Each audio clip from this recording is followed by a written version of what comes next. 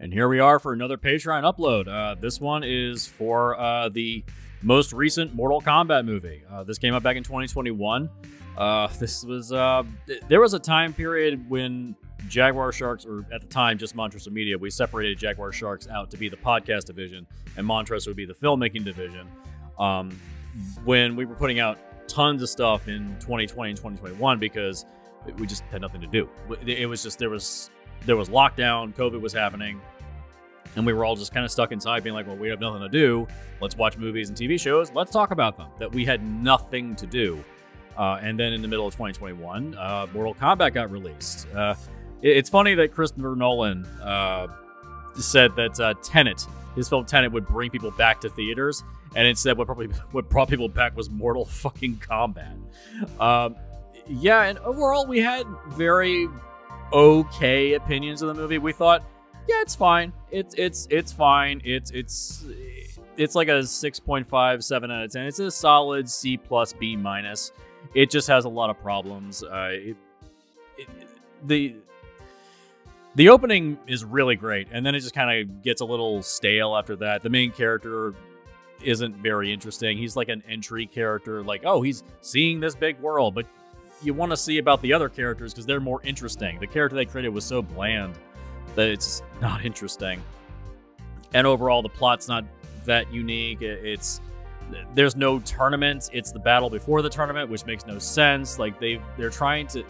This feels like the second or the third film in a series, and it doesn't really make sense. And why is Kano carrying this whole movie? That's a very odd thing to me. But yeah, overall, we kind of had mixed opinions. I don't think I was on this episode. I just, I wasn't available at the time. But yeah, overall, we were like, it's fine. And it was good enough to get a sequel, and Karl Urban is stepping in as Johnny Cage. That's a good casting choice. He's very popular on The Boys. And I think that having seen the reception of the first one, they said, okay, let's stick with what works. Let's get rid of the stuff that doesn't. And we'll go from there. And you can kind of tell it's a COVID movie. Like, people are they're separated out from each other. Very rarely are a lot of people in the same scene. You can kind of see that it was a COVID film. You can kind of tell. A lot of those films, like Top Gun Maverick, had that problem too. You can just tell, yeah, it was shot in the middle of COVID. You can see it. People are standing far apart from each other. Yeah. So yeah, here it is. Here is the Patreon exclusive cut of our film rescue of 2021's Mortal Kombat. Enjoy.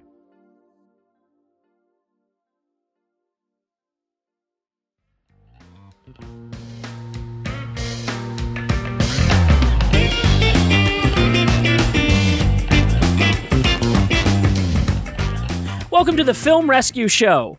We're lending a helping hand to Hollywood by fixing their feature films. I'm your pitch master, General Seth, and today I have a very special episode in that we kicked Jesse and Aaron off the show. They're not here today, but we have a couple people that have been here before. Multiple times, in fact. We are joined by Mike Spielman. It's like a Make-A-Wish thing. Is that what this was? This is Make-A-Wish? Oh, no one told me. I would have been nicer if I knew. We're also joined by Brandon Bentley. Hi there, hello. And as you can tell by the title, we are saying get over here to the Mortal Kombat 2021 film, directed by Simon McCoy. Well, you know what? If I didn't make the joke, someone would. So I'm excited for this one. This is a revisit of Brandon's initial Mortal Kombat pitch that I yanked out of him a few years back when I was still kind of a rookie. Yeah, and a revisit from the Final Fight episode that both of you did as well. True. And the Never Found, Never Recovered Doom episode. If you want, we can do that very quickly as Patreon content at the end. I'm okay with that. I forgot most of that movie. I can't even remember my pitch. I can't even remember. I had to replay those games again. Yeah, we'll cover that. We'll cover that later. Let's talk about Mortal Kombat. Yes. My thoughts are pretty broadly covered in the So What Else episode on our Patreon. The people that we have not heard from yet are you two. So I'm very interested. This is a very functional film. What really worked here? What was really going for it for you guys? We'll start with you, Brandon. So I'm sure Mike will probably echo a lot of this as well, but I think the biggest difference between, and obviously comparisons are going to be made, but the biggest difference between the 2021 film and the 95 film is that there is far more lore to build off of or work off of than the original film. Because in the 95 film, you had 2 games, maybe the arcade comics if you sent a check or money order to Midway, and that was about it. MK3 was hitting arcades right before it came out in theaters, but it was still in production when the movie was in production, so there's barely anything to go off of. The new film definitely has a lot more to work with behind the scenes. I mean, the fact that we actually are referring to Sub-Zero by his real name, Bi-Han, which, if I'm not mistaken, I believe was canon, like officially stated for the first time in the 2011 game that some people still call Mortal Kombat 9. I could be wrong, but I don't remember prior to that one hearing Bi-Han or Kuai Liang. Hanzo Hasashi, I believe we actually heard years earlier. I think probably in one of Scorpion's endings, but the actual names of the 2 Sub-Zeros, that was definitely a little later on. But yeah, I think the thing is, you can tell that while the film tries a lot of different things, in fact, I think the most controversial aspect was there's no tournament, but to be fair, there have been a lot of charts and lists that have shown that many of the games don't have a tournament. Just because they're fighting games, doesn't mean that that's part of the story. But the fact of the matter is, like, hey, what if this is more of a prequel while we start to establish some of the backstories?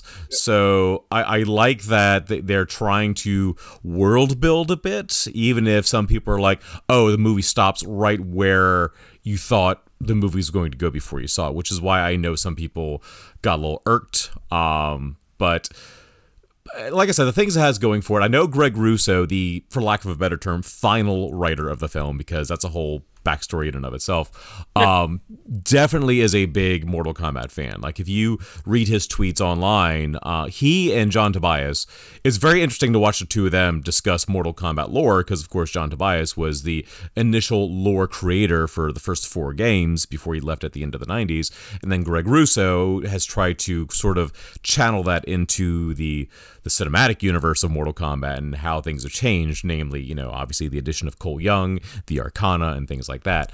But yeah, I mean, it's one of those things where it's like it adds a lot more that's even more authentic than a 95 film, but it also has a lot of liberties at the same time. So it's almost like, I don't want to say it cancels each other out, but yeah, it's like both adding more of the lore and both adding new aspects at the same time, if that makes sense. Yeah, it's not canceling out. It's one earning the other, right? If you show your commitment to the lore, you get to take a few of those liberties. Oh yeah, absolutely. Mike, how about you? What was really working for you when you first watched this? Oh man, that movie is just it made me think about where is the happy medium for lore.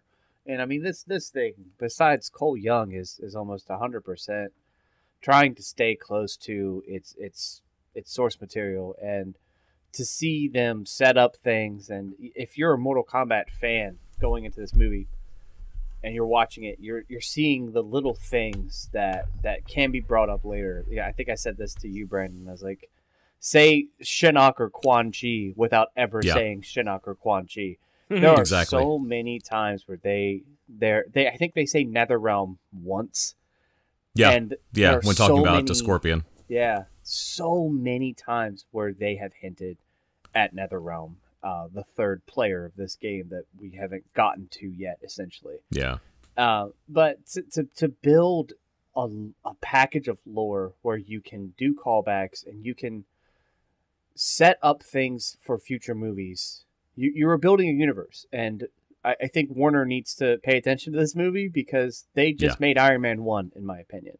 Wow. They just set up their lore, set up their way to move forward, to do callbacks. So that way, a movie in the future, you go back to another one in the MCU, and you're like, oh my God, they're hinting at it here. That is what this movie has done. That's what it reminds me of. Is it as well executed as Marvel can do? No, but man, is it really close. And like, one of my favorite things is seeing Liu Kang not as already the chosen one, having him become the chosen one. Yeah, he's more like Kung Lao's sidekick, Yes. which is a little bit of a twist from the games, because like you said, in the games, he's pretty much already the chosen one, and it's Kung Lao who's like, screw that, I should be the chosen one, and kind of gets his ass handed to him in the reboot. Yep. I really appreciate Luke. I like them changing that a little bit to show that, he loves Kung Lao. Kung Lao is his brother, and to see him fight through that loss and to have it help him become better. I like that take on Liu Kang, because I think it can still lead to his dark place, as you know, Brandon. Yeah. So that's a callback to way later that can happen. So you can use that as a way to call back into something way later as motivation for a result that ends up affecting the world order. And so it's neat. And like you said, there's a lot of those small moments, and one that I've mentioned a couple times on Twitter that I feel like is a deep cut is when Raiden looks at Sub-Zero and blatantly, like, it looks like he's calling out all of Shang Tsung's people, but then he looks straight at Sub-Zero and says, "Be Han," and Sub-Zero just kind of gives him this look, almost regretfully, like for a fleeting moment. I'm like, yeah, that's mythologies. That's a callback to mythologies when Raiden was the one trying to lead Sub-Zero in the right path, and when Sub-Zero was asking, hey, is my soul really tainted? And it was like, yes and no, but it depends on what you choose to do. And I think that was the moment where Raiden's like, well, you've made your choice, obviously. Yeah, you can show the tragedy that is Bihan, and I think that right there is going to be one of the many callbacks where you can have a story then later on where Raiden talks about knowing Bihan, and it can be when you bring in his brother, the Sub-Zero that pretty much everyone knows, Kuai Long. So when they bring him in, you can then have Raiden now tell a story about how he understands Bihan, especially with the way that he approaches Bihan, his actions towards Bihan specifically. He never ever calls him Sub-Zero. He only calls him Bihan. And it's that appreciation to, man, it's just, I love that. And the way he disappears at the end, the way Bihan disappears at the end, you just know what's coming next. Yep. And so, at the very beginning, if you pay attention to the way that Hanzo dies, him leaving, the ground is burnt. Yeah.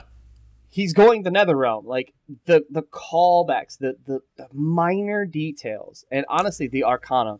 I know a lot of people hate it. I actually kind of like it because it helps explain differences to people. Like, yes, Cole Young has literal plot armor, but to have Jax, who gets his arms ripped off by a fourth different person, to then have his Arcana be the reason that his arms are so indestructible. I like that. To have that Kano's eye is that way because that is his Arcana. To have all these different things kind of feed into them and make sense. I actually kind of appreciate that a little bit more because it shows that there are some out of this world things in the Mortal Kombat games, and you have done a better job at making them exist and tying them to something than I've ever seen done in a video game movie, which I know that that's a low standard, but to actually put an effort into a movie that is based off video game is so rare. Yeah. That even if it's not perfect, I appreciate the effort so much on the Arcana side.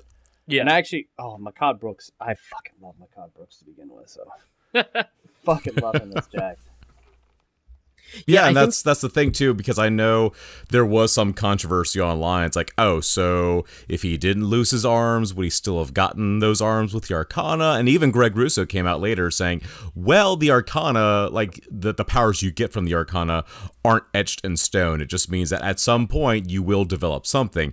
In this case, it just the Arcana basically channeled into that. So it probably would have been something different. And so it is one of those things where I feel like you can kind of, I hate to say make up rules as you go along, but for something like that, that's kind of what you have to settle with. I mean, even, you brought up the MCU, and that's obviously the biggest comparison that people can make, because I think Warner Brothers realizes, shit, this might be closer to an MCU for us than even DC ended up being, as long as we don't fuck it up.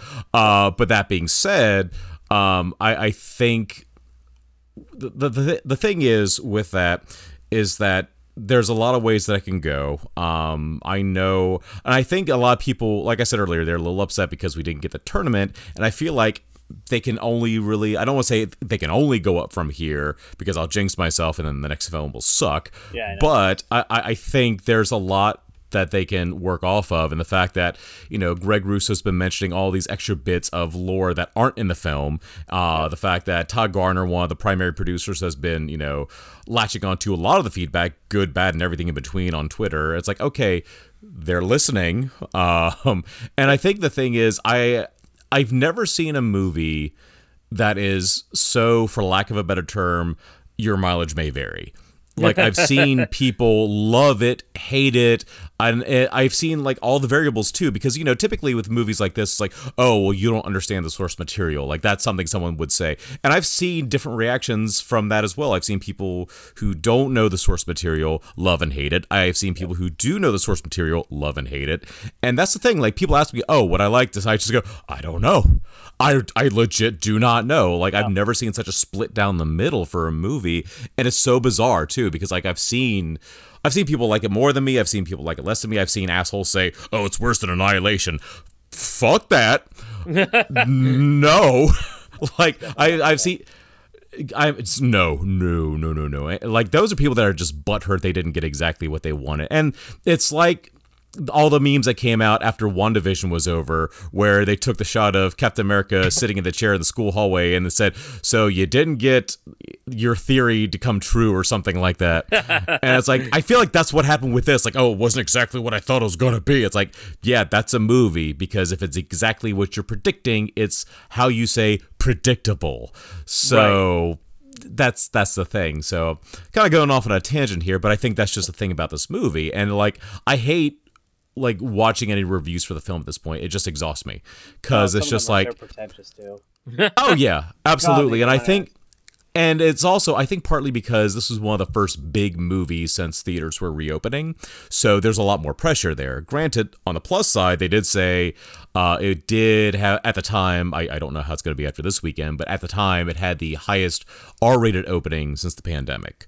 So that's a good thing, and also had some of the highest numbers on HBO Max as well. So both of those bode well. But I think / hope both Greg Russo, Todd Garner, and if Simon McCoy comes back as director, hopefully they're taking all of that to heart and realize what worked and what didn't. Because a lot of things worked, a lot of things didn't. I know, like I said, I was probably nice with my 7 out of 10 score. I think it's also just because I'm being more forgiving of some of the issues, and I'm being more patient with where this is headed.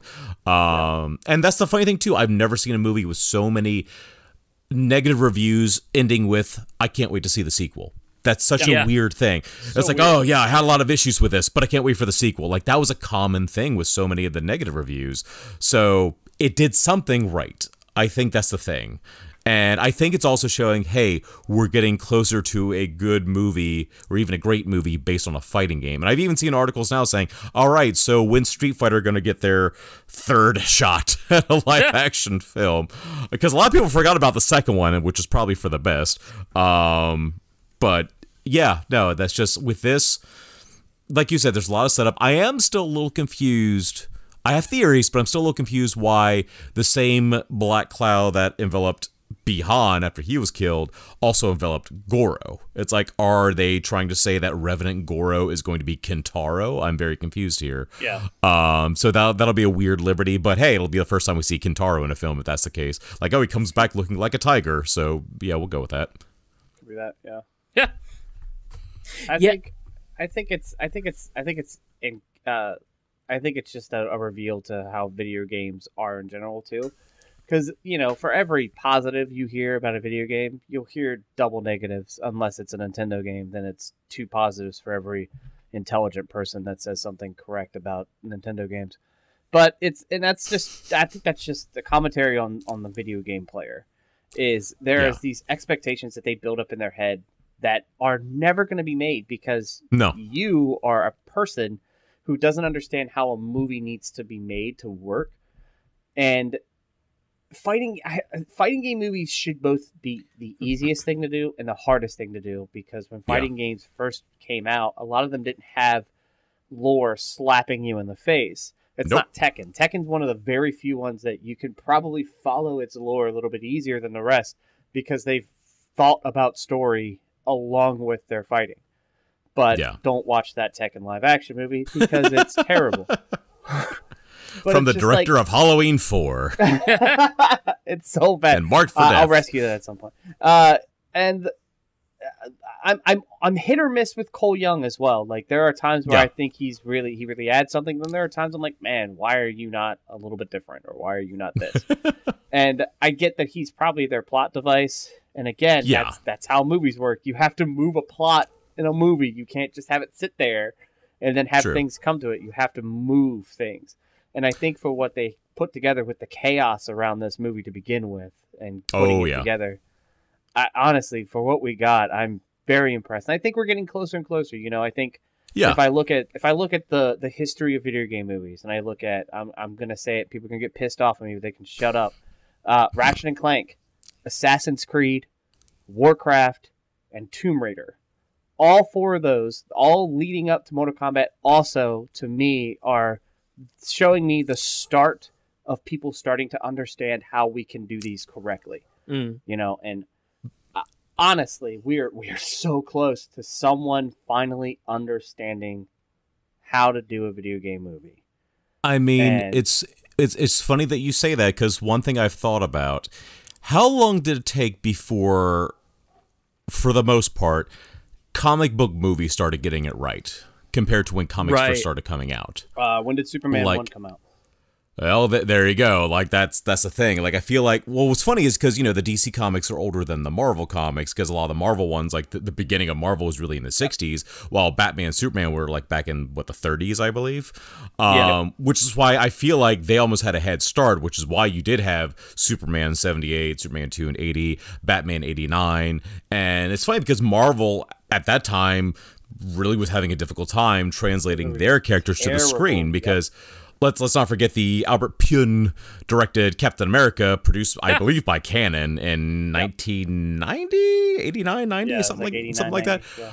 And I think it was supposed to be a theatrical release. It might have gotten a limited one, then it pretty much went straight to video. So Marvel definitely had some stumbles. And it's kind of funny to think, when you look at that Captain America and then look 8 or 9 years later with Blade, which is truly like the first successful Marvel film. X-Men was more familiar, which is why a lot of people gravitate towards saying that's the first one. But then, of course, you have Spider-Man in 2002, which was the first film to open with over $100 million. So all 3 of them are important pieces, and I feel like we're getting closer to that with video game movies. And it's funny, too, because when you mentioned Cole Young, the whole thing with him was that apparently he was a studio mandate, Warner Brothers being Warner Brothers. But the biggest difference with him, and I actually talked to Seth about this too, is that the biggest difference with him compared to, and this is like the best comparison I can make, Alice from the Resident Evil series, because they're both similar in that, okay, neither of these characters are from the games that these movies are based on. The biggest difference that plays in Mortal Kombat's favor is that Cole is being introduced alongside of the Mortal Kombat characters. Alice was not. Alice was introduced with a bunch of other fuck-all people that had nothing to do with the games, and then by the time we see her with the Resident Evil characters in the second movie, she's already become protagonist over the established game protagonist. And you're like, oh, who's this Jill person? Oh, who's this Chris person in part 4? And then so Leon's Cole, introduced to like 5 or 6. And you're like, what the fuck is going on here? Yeah, so with Cole, we're getting him with the characters, so we already have that going, and we find out in the film, it's confirmed in the film, that he actually has connection to a very established character in the franchise. So that's a liberty that actually I didn't mind either. It's like, And the fact that Mortal Kombat has played with timelines for the last 10 years, you could have Raiden at one point get a message saying, hey, tell Hanzo Hasashi he needs to have a second kid, and if the shit ever hits the fan, that second kid needs to be hidden away. Trust me. And then, that's when Raiden comes along. Like, he knew that would be the time he'd have to come and find the baby. And then hundreds of years later, the great descendant of Hanzo Hasashi would be the one to help stop Shang Tsung and Bi-Han and all that. So, it could just be another timeline thing. So you can make that work. And that could be a thing in one of the follow-up films. It's like, Hanzo originally only had a son, and then the bloodline stopped at that point. But I had a sign. I knew that he had to have another child. I knew I had to save that child. So, and that's the thing. I feel like that's what's tricky about this film is that it feels like a prequel to a movie that doesn't exist yet. And I think that's why some people got a little frustrated. But I think the fact that you and I know where this can head, I think that's also why we're like, okay, if they don't drop the ball with the next one, this can still be really good. Otherwise, we'll look back on the first one and go, that's the tricky thing. But the fact that there's a lot of rumors going around as to what directions they're going to go in, I think there's a lot going on. Rumors of a direct sequel, rumors of an HBO Max series for Sub-Zero. Nothing's been like fully confirmed yet. I mean, the fact that I don't know if, since Joe Taslim has like an additional 4 movies in his contract, if they would just convert one of those into being a series, or how that would work, or just an HBO Max film. But there's all these different directions that they can take it, as long as they don't drop the ball. You could do a great tournament film that's heavily inspired by the first 2 games. It could be better. It could be better than the first one. Because funny, you mentioned, all these video game films. Rotten Tomatoes did like a full ranking of, I think there's like 45 movies based on games, which I didn't even realize. Like, it's been since '93 and Super Mario Brothers, the very first one. So that sounds about right. And funny enough, people keep saying, oh, I'd rather watch the '95 movie again. Okay, well, right now, the new film is actually ranked higher on Rotten Tomatoes and even on IMDb. Not a big leap on IMDb. I think it's still like 6.2 or 6.3, while the original is like 5.8 or 5.9.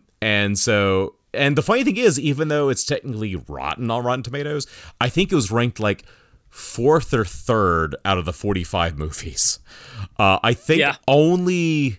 I want to say it was like 4. I want to say it was 4th, because I think the top 3, and I don't think I have the right order, were Sonic the Hedgehog, Detective Pikachu, and of all things, I even forgot this one existed, the second Angry Birds movie.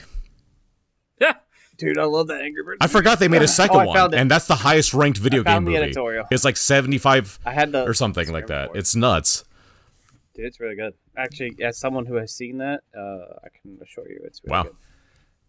So number 1 is the Angry Birds movie 2 at a 73%. If you haven't seen that movie and you're a pretentious asshole, you should see that movie. It's actually really funny. It's not as cynical as like the Emoji Movie. No, both Angry for me, because you remember my son Drake, who's autistic. One of his first grasps was Angry Birds. Obsessed with Angry Birds. And so we saw both of these movies in theaters. And the first one, the ending where they're launching at each other, he was out of his seat, excited. The second one, the entire time, he's just smiling, excited, stemming, and just into it.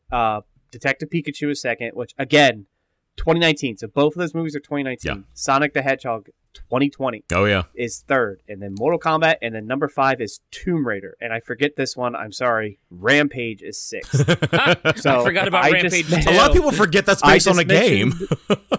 They just thought it was a rock movie. Every single one of these is 2018 or newer.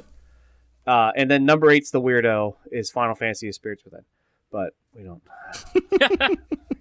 I think functionally on like a film level for Mortal Kombat, the things that they got right are the things that, like you're pointing out, are the things they're finally getting right in general in these newer comic book movie comic book / video game movies, and that's Act 1 has to be a banger, and the first 7 minutes they were so confident that they put that out for people to watch, and it ends before the actual fight between Bi-Han and Hanzo. Yeah. And that mixed with the opening for Cole, which sets everything up very efficiently. I mean, it might be like a little light, but it's very efficient. Yes. And then all of the other world stuff gets set up in the first 15 minutes. Mm-hmm. That's like cranked tight. Yeah. That is a banger opening. And then they also knew how to deliver on the action. And say what you will about any other part of it, they got like the Mortal Kombat in their Mortal Kombat movie. Yep. Yeah, I think that... How many different fatalities did we see? Right, yeah. The fatality homages. And the casting. The casting was spot on for me. Absolutely. I have no one that I would rather have in any role, and I know a lot of people are. I've had discussions with people about Raiden, and I'm like, nope, the guy playing Raiden is absolutely perfect, because at some point, Raiden is going to become a regretful asshole. Yeah. And I think this guy, just from the little pieces, I think I could see him becoming that regretful, blunt asshole, because he's been betrayed by everybody. Spoilers, by the way. He gets betrayed by fucking everybody. The entire Elder Gods just do not give a shit. Oh, yeah. And so he is so pissed off, and it changes him. That's why Mortal Kombat 9, he's more involved, because he's like, it doesn't fucking matter, who fucking cares? Fuck you. Fuck you. I'm fucking killing you. He's just so different. He's like, more or less the main character of MK9. MK9. I feel like, yeah. Yep, absolutely. And he's just like, fuck it. You know what? No one wants to fucking help me. I'm going to go back and fuck with the timeline. Fuck all of you. And you're like, all right, yeah, all right, Raiden. It's about time. He must win. But what does that mean? Oh, this guy? No, not him. Oh, that guy? No. Wait, he has to win? But that doesn't... Oh, that's why. Okay. that sums up MK9. Right. And they could even use that as a twist. They could even have this kind of be... Because he did interfere slightly, but, you know, it still sticks to the 1 through 4. And, True. you know, the setup, dude. The setup. Oh, my gosh. Oh, I'm honestly, you know what? And I think I've said this before. This is why it's a 7 for me. Because think of 9 times out of 10, this fucking movie gets made. And it's just going to be a tournament movie. Yeah. And these guys had the love and care for Mortal Kombat to say, you know what? We really should set up our tournament and not just rush into it. Like, let's get some foreplay in here. Let's tease a little bit more. And then the next movie will be our tournament. And so many people are crying that they're like, I need a tournament. Oh my God, how did you make a movie about a tournament that didn't have a tournament? And I'm like, I get the feel, and here's what I think.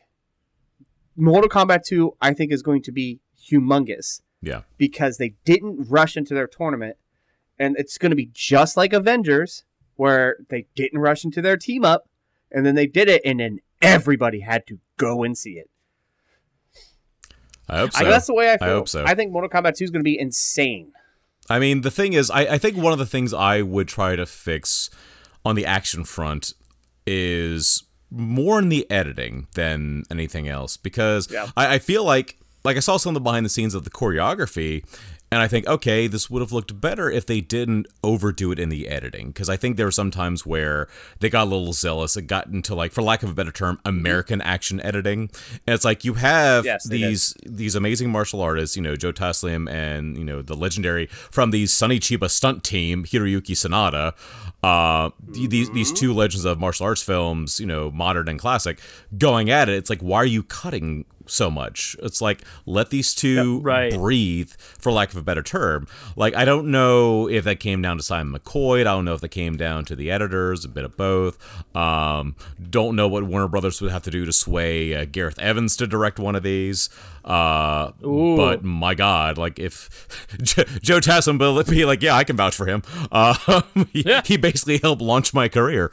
But I don't know. I think that's one of the things I would like to have fixed a bit. I feel that there's like a little too much of the America style action in regards to its editing. Because if you fix that already, you're already like halfway there.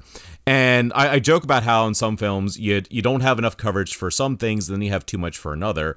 And I think with the fight scenes, they had almost too much coverage. Like, there are moments where they were cutting from angle to angle to angle in like literal half seconds.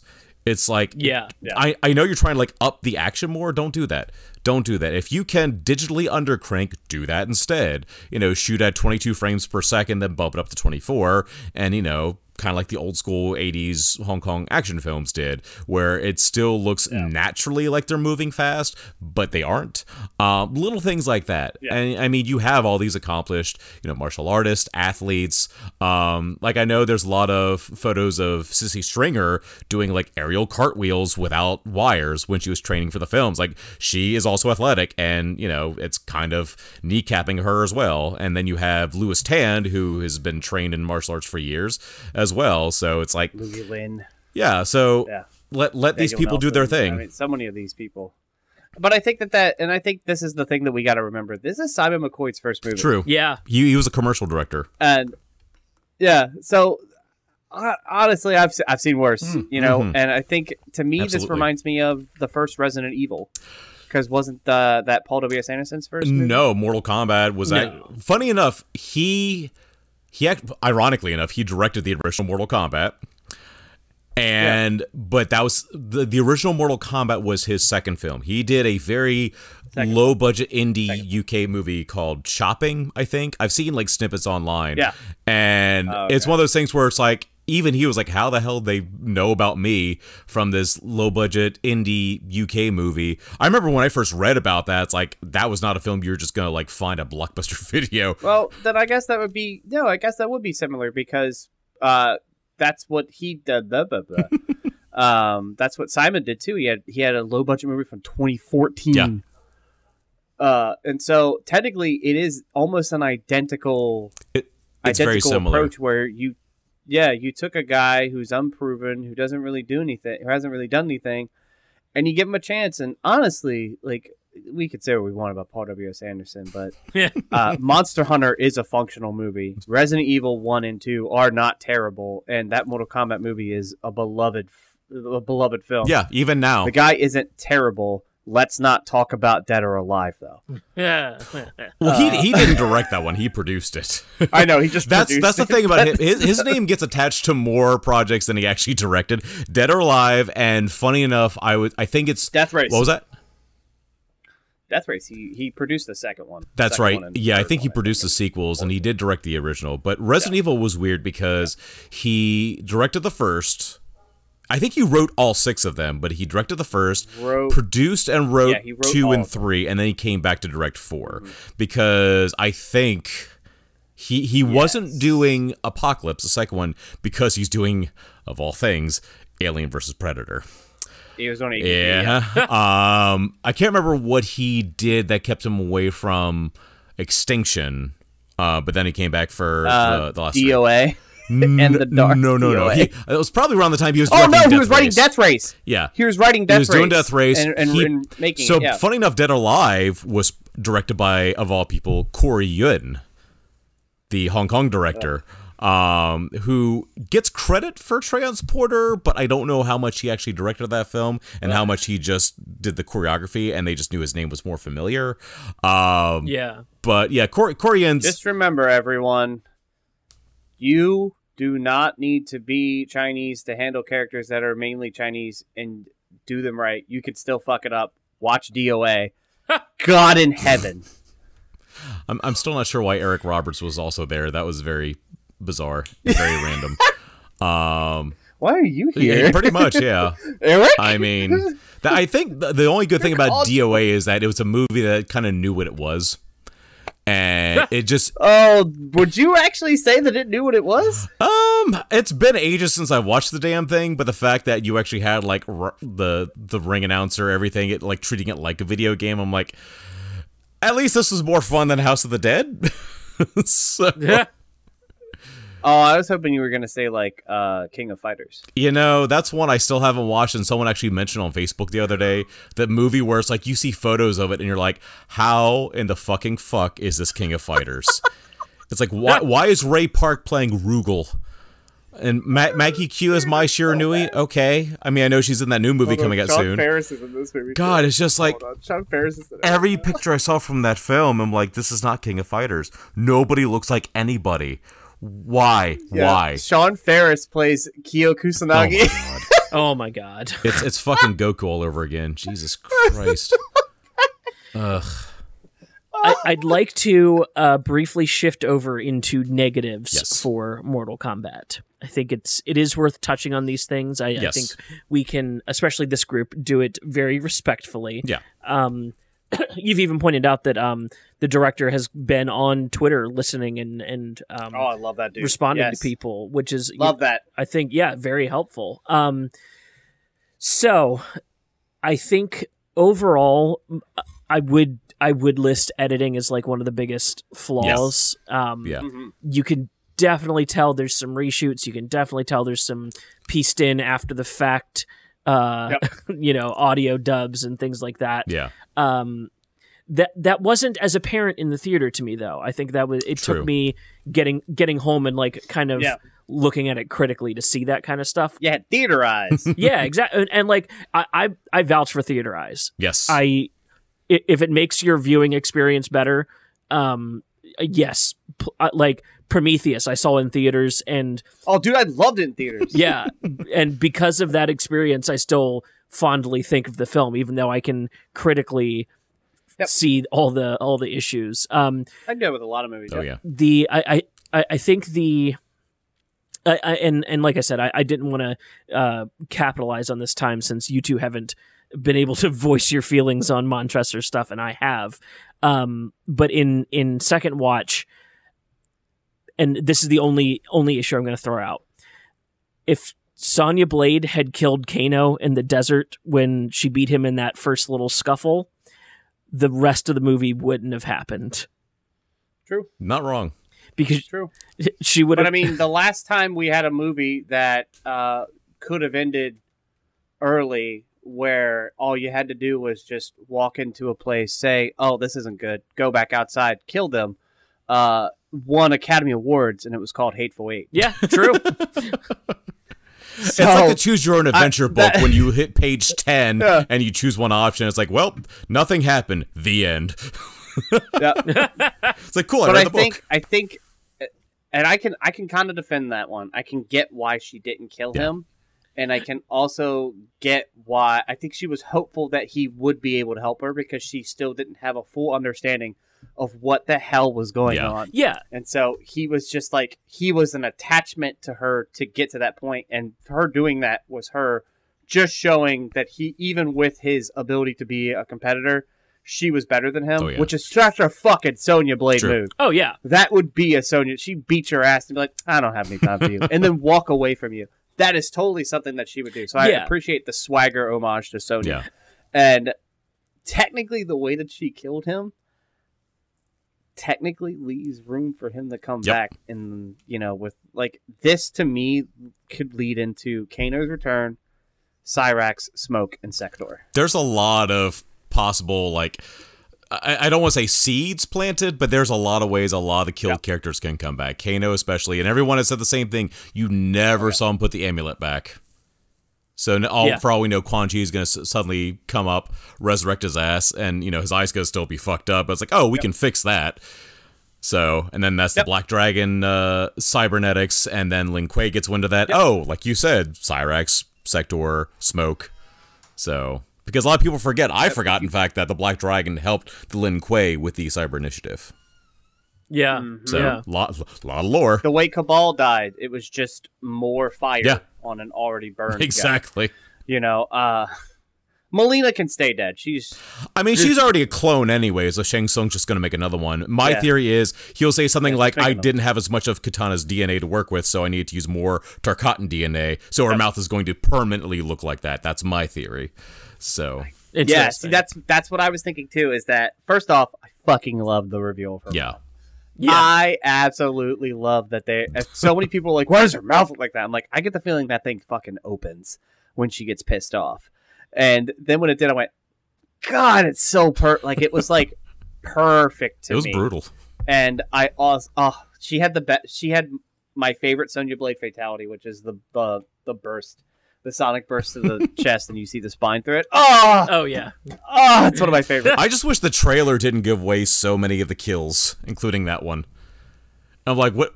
And the what the hell is that called? What's that Jack's fatality? Oh, the head smash. Is it just? I thought it was called like Crusher or something like that. I'm sure it probably had a name. Like, you don't actually see it in the trailer. You just see the build up to it. It's like, oh, that guy's getting it. You know what's coming. It's like, oh, Nathan Jones is playing somebody. Oh, that's Reiko? Sure. Why is Reiko nearly 7 feet tall? Reiko's not supposed to be that huge. I also like the change of Scorpion's damnation fire.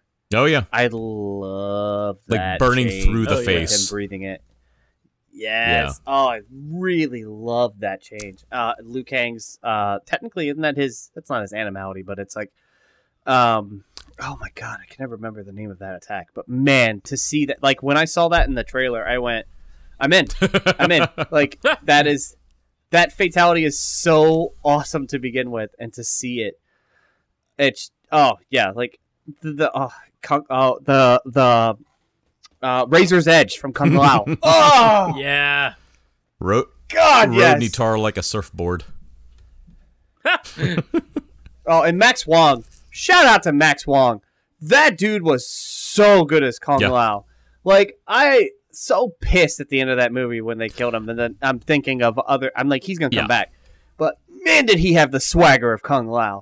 Oh my God, did he? I'm calling it now. If they don't, I'll be disappointed. I feel like first of all, we've already established that Liu Kang has a personal grudge with Shang Tsung. But aside from that, I feel like if Shang Tsung doesn't tap into like Revenant Kung Lao to fuck with Liu Kang, that's going to be a missed opportunity. Yep. I feel like we need to have Revenant Kung Lao as a thing. Liu Kang will have to kill that form as well to get the Shang Tsung, which is only going to piss him off even more, making it even more personal in that final fight. Hopefully, don't drop that ball, guys. But yeah, I know we're bringing up the negatives. But the one other thing I still find amusing that I've seen online that other people have complained about that I shockingly did not have much of an issue with was the lack of the original version of Techno Syndrome, the Mortal Kombat theme. Which, by the way, if I see one more article say, oh, the song from 95, the song that was made in 95, the song by George Clinton made in 95, like, no, all of that is wrong, for fuck's sake. First of all, because I've seen some articles credit George S. Clinton, who did the score for the 95 film, as George Clinton from psychedelic, what the fuck was his group called, the 70s? Parliament Funkadelic or something like that. Two completely different musicians. George Clinton and George S. Clinton are two completely different musicians. But the other thing is, Techno Syndrome was first a thing at the end of 93. The CD single, Mortal Kombat, came out at that time. In fact, it first showed up in one of the later commercials for the console releases of the original Mortal Kombat. In fact, I found that on YouTube, where it wasn't the initial Mortal Monday commercial, but it was like, I think when it was getting closer to Christmas that year, and it didn't even say Mortal Kombat, it just had the logo, and it said, it's here, and you heard Techno Syndrome playing, and then in the corner it said Mortal Kombat CD single available now. And in fact, I first heard it in spring 94, but everybody keeps thinking, oh, it was made for the 95 film. No, it was sort of the... It was before. Yeah, like it was... If you call it the movie theme, that's fine, because it plays 4 times in the original movie. Sure, fine. But it wasn't made for the movie. And that's where it got its notoriety for a lot of the soundtrack, mainstream people. Yeah, and that soundtrack went platinum, which a lot of people don't realize, which is kind of nuts. But... It's good if you listen to that fucking thing. It's awesome. Oh yeah. But that being said, with the new film, a lot of people got bummed that they didn't just use the same song from the 90s. Like, believe me, I will always love the original Techno Syndrome. I still remember vividly where I was when I first heard it. I remember being picked up from school from my dad, and he heard the song from a friend of his who's working out at the gym, and he's like, oh, yeah, what do you listen to? Oh, yeah, it's pretty cool. And the guy working out had no idea what Mortal Kombat was. He just thought the music sounded cool. My dad heard it, and he knew Mortal Kombat very well, thanks to me never shutting the fuck up. So he's like, dude, can I borrow this? My son has to hear this. So he picked me up from school. He's like, oh, you got to listen to this. And he turned the radio on, and I heard Test Your Might, and that's all I heard, and I started freaking the fuck out. And That's all you that need. evening, we went to Tower Records, got the full CD with all the different versions, and my night was made. But that was the day I first heard it. And so, yeah, I got to hand it to Benjamin Wallfish, who did the score, that he actually incorporates the notes from Techno Syndrome in the score. Not even in just the action beats. It's throughout the film. Like, there are, like, quiet moments where you just hear those few notes, just very slowly, like, almost subconsciously. And I'm like, oh, there's these two cues that use Techno Syndrome. No, it's like half the fucking score use the notes from Techno Syndrome. Like, it permeates throughout the film, and people are like, "Oh, we didn't get the original song." It's like, you know what? If you had the original in there, everyone would have whined that they didn't do a new version. So, like, what the fuck do you want? That too, yeah. So it's one of those things. So where you're damned if you do, and you're damned if you don't. Basically. Right. See, that's what leads me. It's hard for me to find negatives for this movie. If this movie came out before April of 2020, I might have been able to find some negatives. And the reason why I say that specific day is because that's when the Final Fantasy VII remake came out. Oh, yeah. And that game changed my perspective on the approach to honoring and homaging, but also revolutionizing. Yeah. And this is not as great as that is, but to be able to have callbacks subtly in your movie, it's way different in a 35-hour video game than it is in a 2-hour movie. Sure. But to be able to show appreciation to where you're coming from, show appreciation where you're going, and maybe spice it up and try to change things, because there are alternate realities in the Mortal Kombat universe. So this is just its own. You know, you could show homages to itself. This could be its own special thing where they're able to change things. And maybe you treat it like Final Fantasy VII did, where they have flashes. Like, oh, wait, what the fuck was that? Where you see what the original timeline looked like. Hey, spoilers for Final Fantasy VII Remake. If you idiots haven't played that game yet, fucking go play that goddamn game, you morons. Wow. You don't have to stick to your main story. You can divulge. When something that is as beloved as Final Fantasy VII says, we can change this and we can make it both the same and different, then there's no reason that anybody can't do that. The biggest part of that is executing and appreciating. And this movie does that. Do I have problems with Cole Young? I have a lot of problems with, and I think it's just because he's so dry. Yeah. And I wish he wasn't so dry, especially since, to me, in this movie, he's kind of the Johnny Cage. And he's terrible in that retrospect, because Johnny should be here. And I think that's my other complaint, is Johnny should have been here. Like, Kano was great, but Johnny should have also been here.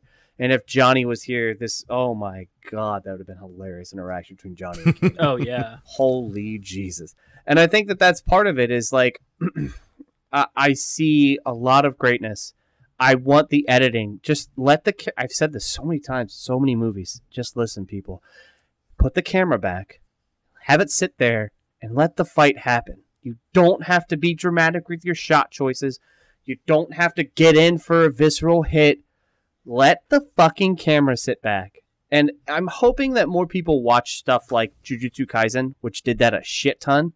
And anime has been doing that a lot lately, where the camera will just sit and pan as they're fighting, and they just let this really nice long sequence happen.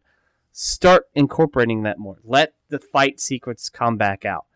You can incorporate more dramatic editing if you prolong your cuts. But when you cut,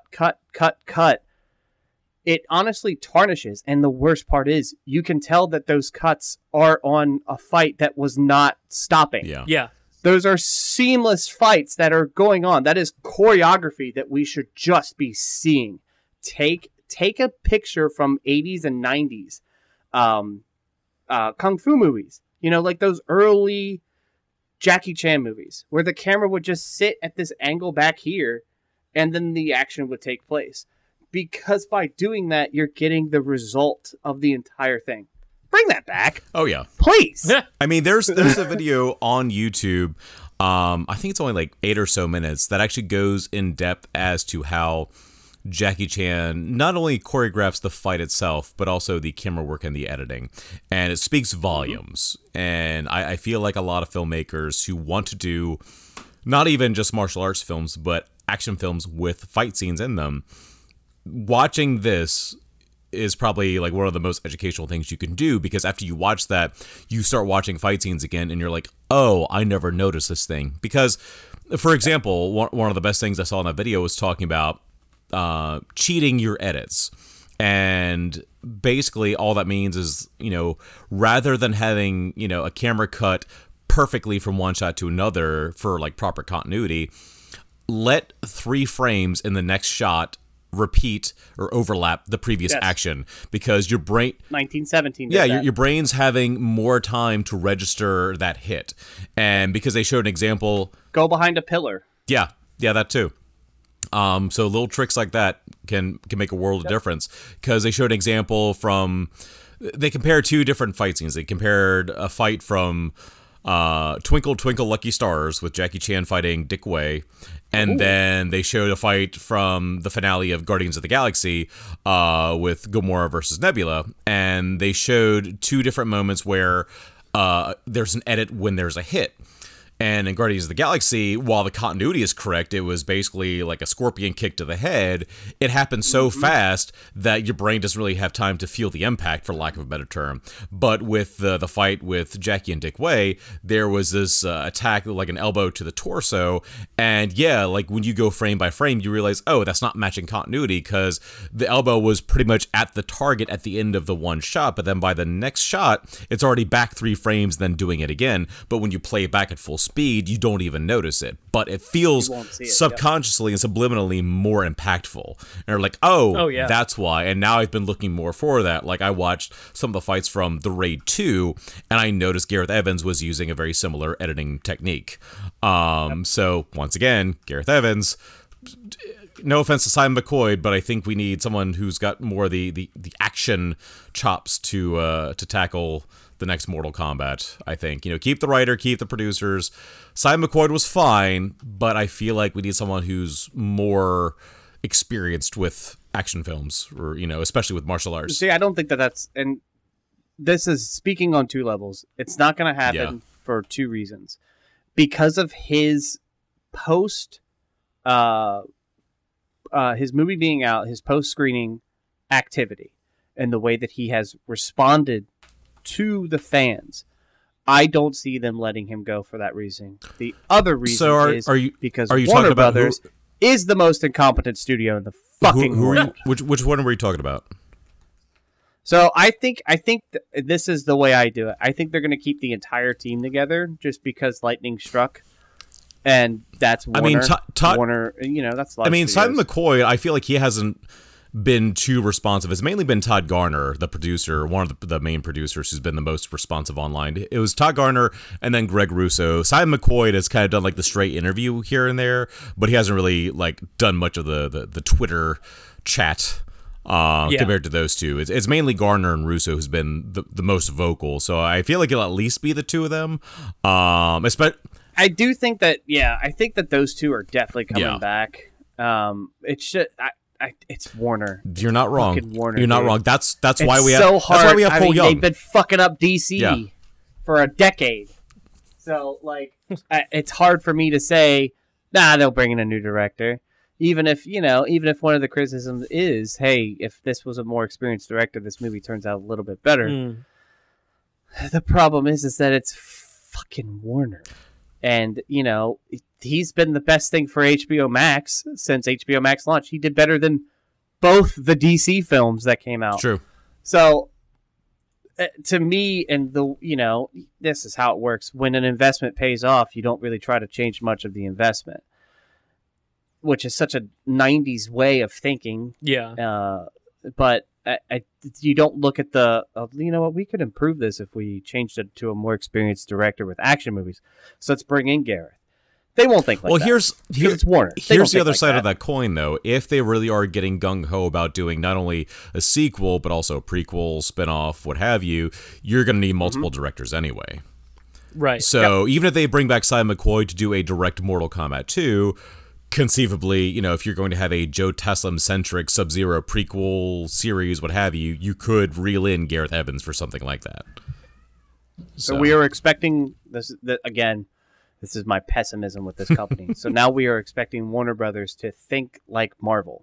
And that's my problem. After the whole DCEU thing, I'm starting to think they're actually straying away from that. I think the whole thing with this, while they kind of want like a Mortal Kombat cinematic universe, it's the opposite of the Avengers. We had to have the film showing all the characters first, and then their solo or at least smaller grouped films, rather than doing all those individuals and then bring them together. Yeah. So they kind of had to work backwards. But the execution is still similar, which is we have to make sure that we're setting every piece up correctly. Yeah. And carefully, so that way when the full puzzle comes together in, Mortal Kombat 3, you can be like, oh my god, in Shaolin Monks, this was mentioned. Oh my god, in Mythology Sub-Zero, this was mentioned. And, to be able, that's what I mean when I say like the MCU. And the problem is we're asking a company who has had the easiest chance to look at what another company has done and go, we can do that with our comic books and probably make out a little bit better because our characters are more known. Let's do that and not do that at all and just interfere with any possibility of anything close to a cinematic universe being done. So there's a negative. Fucking Warner Brothers was involved with it.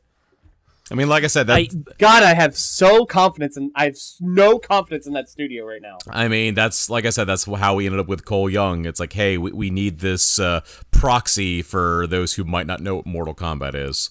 And apparently, kudos to Greg Russo for somehow making Cole Young manageable. Yeah, like I've still haven't heard everything or read everything from the 2016 or 2018 scripts. But yeah, apparently he had to do a lot of overhauling to make it work compared to the earlier scripts. So it could have been worse. For those who did not like the new film, it could have been worse. I mean, and that's kind of the expectation, which is maybe why it kind of ran away with so much praise, regardless of how it got split. There was a lot of praise for this. Yeah. And I think a big part of that was the expectations were not high. And I think that's also a video game movie. You're kind of like, oh, it's a video game movie. Yeah. Jesus Christ. Like I said, people were like that. Oh my God, this is manageable. It's like I said earlier about comic book films. That's how it used to be then too. It's like, oh, it's a comic book movie. Yeah, it's like early comic book movies, Nintendo movies now. Yeah. They do even a half decent job. You're like, holy shit, this is amazing. This is wonderfully adequate. This is. I was like, there's nothing in this world. It's a bland open world. There's no fucking story, and you guys are calling it the greatest game ever made? Have you never played Zelda? You fucks. Yes, I will use every chance I get to bring back Breath of the Wild hate commentary. I mean, is it lonely over there in that camp by yourself? Absolutely not, because I have my friends, my voices. On that note. Any final positive or negative thoughts before we take a quick break? Whatever that dog just said, I agree. It's like perfectly timed. I'm glad that it took until now for that to happen. Natara was underused. There, someone said it, right? Brandon? And you saw the unused footage from the first actress, right? Yeah. That's something else that people have been split on. Yeah, Natara looked completely different with another actress who got injured on set. Which is why there's all that weird confusion when what was her name? Mel Jarnson, something like that. Mel Jarnson. Because Natara was already cast, and then suddenly they had Mel Jarnson mentioned in the cast, like, oh, well, there's no character name next to her. She must be Katana, because I saw a fan in one shot. Ooh. No, it was just Natara 2.0. And so they just never changed the cast list prior to the film coming out. But you want to talk about reshoots, that whole thing with her, very much so. I mean, it's one of those things. I made the joke to Seth after we left the film, where you knew people were going to be pissed off about Natara being killed off so soon. Yep. It's like, okay, cool. She's a Deadly Alliance character that's not Kenshi, so I don't really care.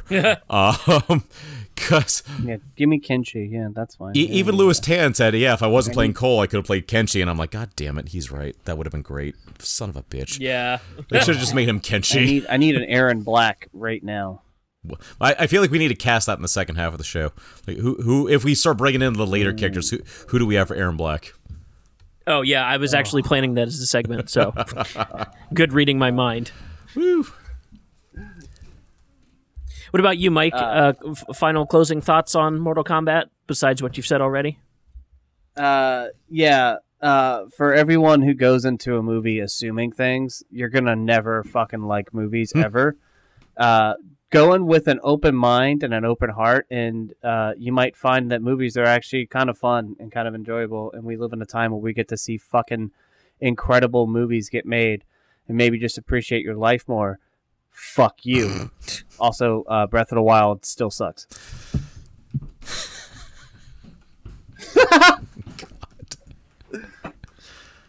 I just that optimism followed by pessimism. And what's your Twitter handle in case people want to respond to that? Oh God. It's old Pang Yao. Oh, okay. you Yeah. asshole. Yeah.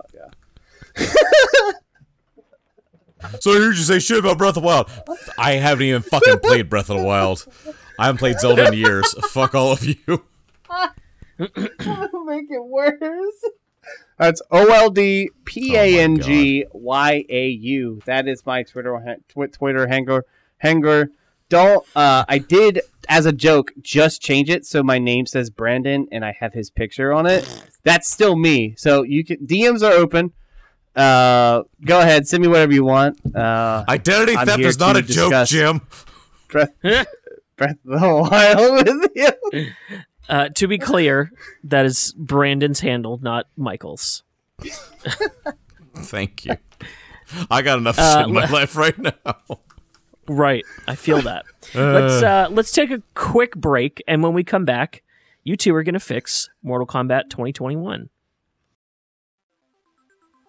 Hi, I'm Micah McCaw. I'm Jordan McCaw. And we host the McCaw Podcast Universe. We cover film franchises, and we exist to prove people wrong when they say that sequels are never better than the originals. We are a weekly podcast that takes on film franchises. In each franchise, we talk about which movies work, which movies don't work, and we analyze how the franchise fits in pop culture and influence future movies. Previously, we've covered Marvel, Mad Max, Shrek, Toy Story, Harry Potter, The Twilight Saga, The Lord of the Rings, Jurassic Park, Terminator, Pirates of the Caribbean, Hannibal, and we're about to jump into Batman. Previously, we've had Amy Johnston on our show, Ilram Choi, Nick Turner, and we're about to have Kevin and Will Hines from Screw It, we're just going to talk about comics on, and Rachel Shank from the Infinity Podcast. The Macaw Podcast Universe comes out every Friday. And you can listen to us on Apple, Spotify, or wherever else you get your podcasts. That's the MPU, the Macaw Podcast Universe.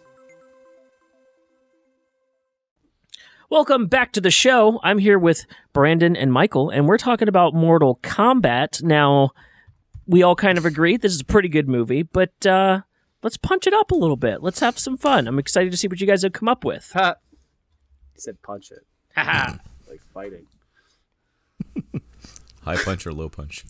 I hate myself. I didn't highlight this in the positives, but the fact that this movie figured out how to do like sweep the leg down attack spamming in a movie and have it make sense in a movie, like that is such a video game thing to be in a movie, and I really respected that.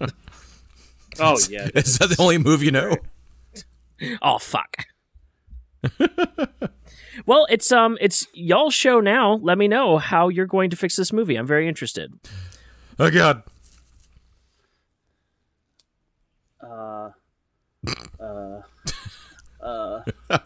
Carrots. Carrots are a delicious food that we all. I gotta go. God damn it. Fuck, he's left! Is he crying in the corner? No! You are crying in the corner. So what's the plan? Where's the starting point? For any good fix, we need to know where we're starting. At the beginning. We're gonna cut Cole Young. Oh. And Seth's just like, oh fuck. I was not expecting that. I'm gonna cut him the way that he is presented now. As great as the...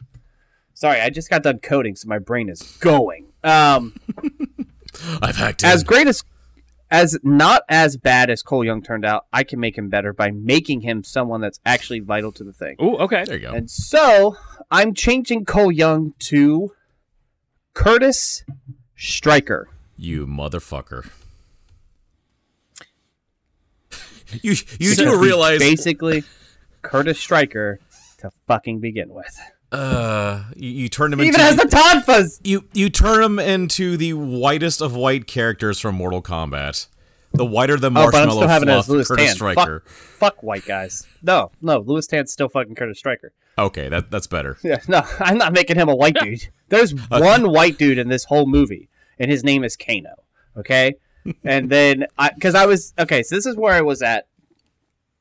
I think right after I saw it the first time, it was between, do I bring in Johnny now, or do I wait and use someone else who, let's be honest, Stryker's like the most irrelevant fucking person in Mortal Kombat lore. So I was like, I'm gonna take Cole Young, who is reminds me so, like, doesn't he not remind you of Stryker with the incompetency and the shittiness of his character?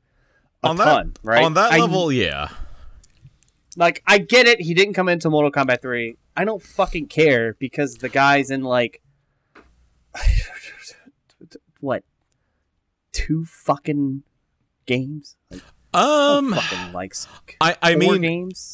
Well, I playable. I think like 3 because it was Mortal Kombat 3, yeah, and I'm including 3... UMK3 and Trilogy with that too. That's all just lumped together.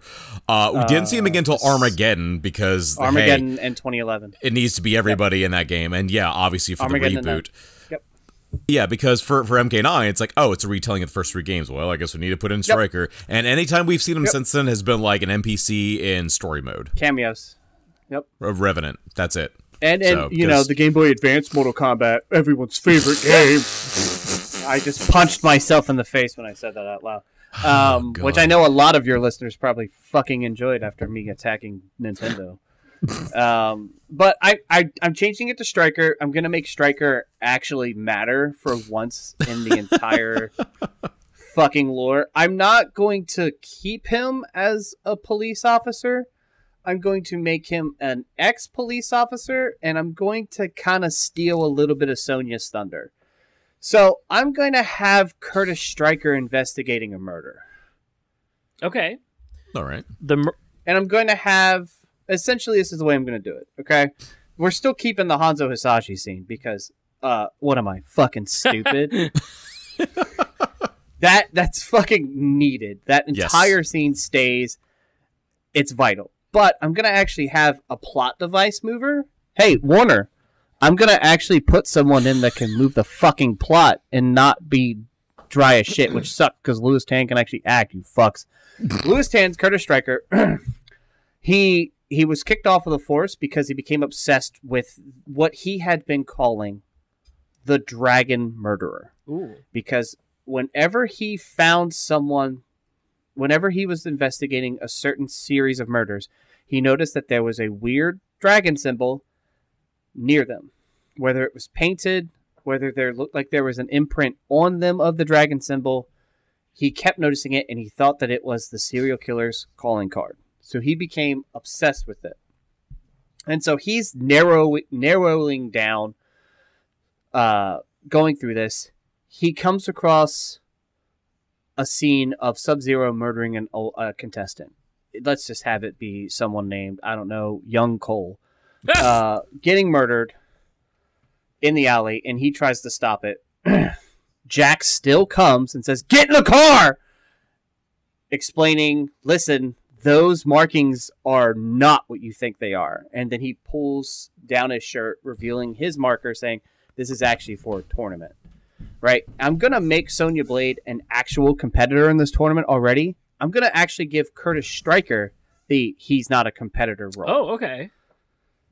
There you go. So now it's instead of Sonya having to vie that she's worth it, and I'm gonna take out the sexist preconces that the only woman on the Earth team wasn't good enough. It's so fucking bad. I was like, so I'm gonna take that out. As Kano said, womp womp. Womp womp. I'm still gonna have Kano be there. Essentially, that's the big part. Is the plot motivator? Is it's not gonna start with fucking Cole Young getting his ass beat in the ring, which makes him look like shit. It's gonna be gruff, pissed off, angry, maybe slightly drunk Curtis Stryker, who has been investigating murders. And you could have it be that one of the first times we see him, he beats the shit out of somebody. I don't even care. He doesn't even need to fucking fight at the start of this movie. Because just him being him there is moving my plot forward, because he's obsessed with what he thought was a serial killer, but what he's finding out is bigger than what it is. That's the biggest change I make. Cole Young, I get the reason why he's there. Yeah. But you can use Mortal Kombat lore to make a better version of Cole Young. And I think we just use fucking Curtis Stryker to make a better version. And you can even make it so that he's over fucking whelmed with everything that's going on. And so he doesn't fight. Because Goro has no reason to die in this movie. So I didn't like that. So I'm cutting that the fuck out. Get the fuck out of here with that bullshit. In the family thing, what are you trying to do? Trying to pull at my heartstrings because I'm a dad? Fuck you, buddy. Taking it out. It's gone. It's gone. It's out of here. Okay? So I'm making it Curtis Stryker, asshole extraordinaire. Louis Tan's going to be an asshole. I think he could do it, dude. Think of Louis Tan as like a gruff asshole. I think you could so do it. Except he has a baby face. He does have kind of a baby face. Have you ever seen him with facial hair? I have not. I don't think I've ever seen Louis Tan with facial hair. Oh, let me look this up. Louis Tan facial hair. Nope, not a thing. It's very. I mean, yeah, he can pull it off. He's got a little bit. But yeah, Louis Tan is not Cole Young. Louis Tan is Curtis Stryker. Curtis Stryker is investigating murders, and he keeps finding a dragon marking on them, and so he becomes obsessed. He goes too far. He's kicked out of the force, and we can have it pick up where he's kicked out of the force, but he's still investigating it as like a private eye. He gets word that there is some weird cold section in fucking downtown somewhere, because how many times was that used in this movie, by the way, which was exquisite. Yeah. And you could just have him walking past and he's seeing the ice form on some glass and he's like, what the fuck is going on? And then he rounds a corner and he sees Bihan killing one of them, looking back at him, smiling, and then, leaving. He walks up on it, sees the symbol. Or you could have that he kills him or he's killing him. The guy is walking towards him. He's cut and he gets the makeout of the symbol on the guy already. So his thought of it being put there by the killer is now gone because the marking was already there. And so it starts to fuck him up. And then Sub-Zero turns because there's a witness. And so he can just say no witnesses because Joe Taslim can say 2 words and everyone's like, fuck yeah, it's going down. Shit. Then we just pick right up. Jax comes up. Get in the car, Kurt. Get in the car. He gets in the car. They get attacked, but they get away for a temporary period. And he goes, listen, that's not a birthmark or that's not a symbol from a serial killer. That is an invitation to a tournament. We need to get away from this guy. He's not going away. I'm going to go fight him. Go to this address. The person here will help you figure out what's going on. He goes, but you are now involved because this guy wants you dead and I have to keep you safe. So Curtis is like a victim in a sense, and they're going to try to help keep him away from it. And so they're kind of reluctant with it. But it also fixed Jax and Sonya because how many times did they protect innocent fucking people? Yeah. So it's just like it fits into who Jax and Sonya are as people while also showing how incompetent Curtis Stryker is to begin with. I'm sorry, Louis Tan. I fucking love you. I'm looking at your picture right now. I still love you. Wu Assassins is still a fantastic show. You were awesome in Into the Badlands. Deadpool 2 sucks. And you were the only good part of Iron Fist. But I got to make you Curtis Stryker. So, but I just think you can still do the same plot devices. I'm still keeping this movie the same.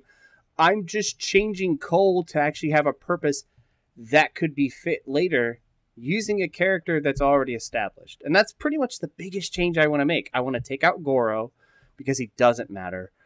And I want Stryker to not have a symbol. I want Sonya to have her symbol. I still want every other part of this to be the same. I just want Louis Tan to play a better person, which is weird that I just said Curtis Stryker, better person.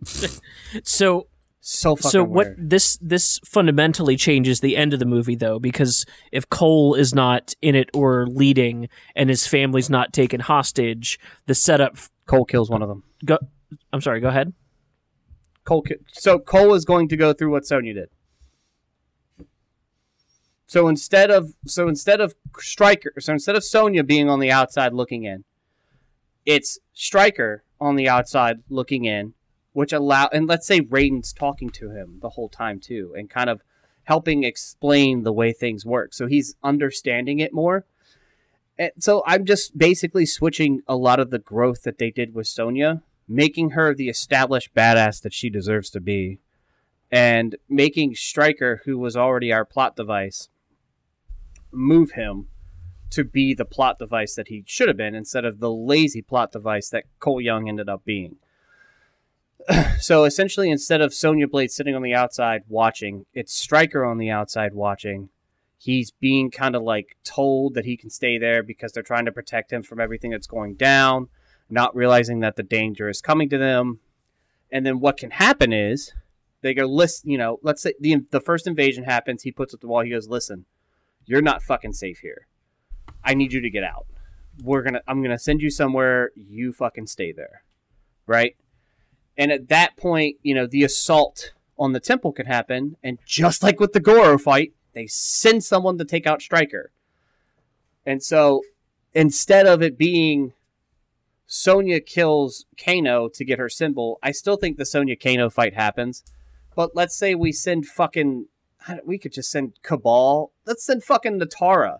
No, I need that Kung Lao Natara thing. Let's send Cabal. Fuck you. Cabal, go. Cabal goes and fights Stryker. Stryker somehow beats him. That's when, because he beats Cabal, he gets his symbol. Okay. Because how many times does fucking Cabal come back from the dead, Brandon? A couple times, right? I mean, Is he the one that's come back? I mean, no. Let's send Melina, because she's fucking a clone. Let's send Melina, because she's come back from the dead 18 billion times. She's a fuck, especially with the clone explanation. Yeah. So I'll send Melina. Sorry, let's send fucking Melina. He beats Melina. He gets his symbol, and then he joins them just like Sonya did. And he has, we could still have the plot armor and the tonfas be his ability.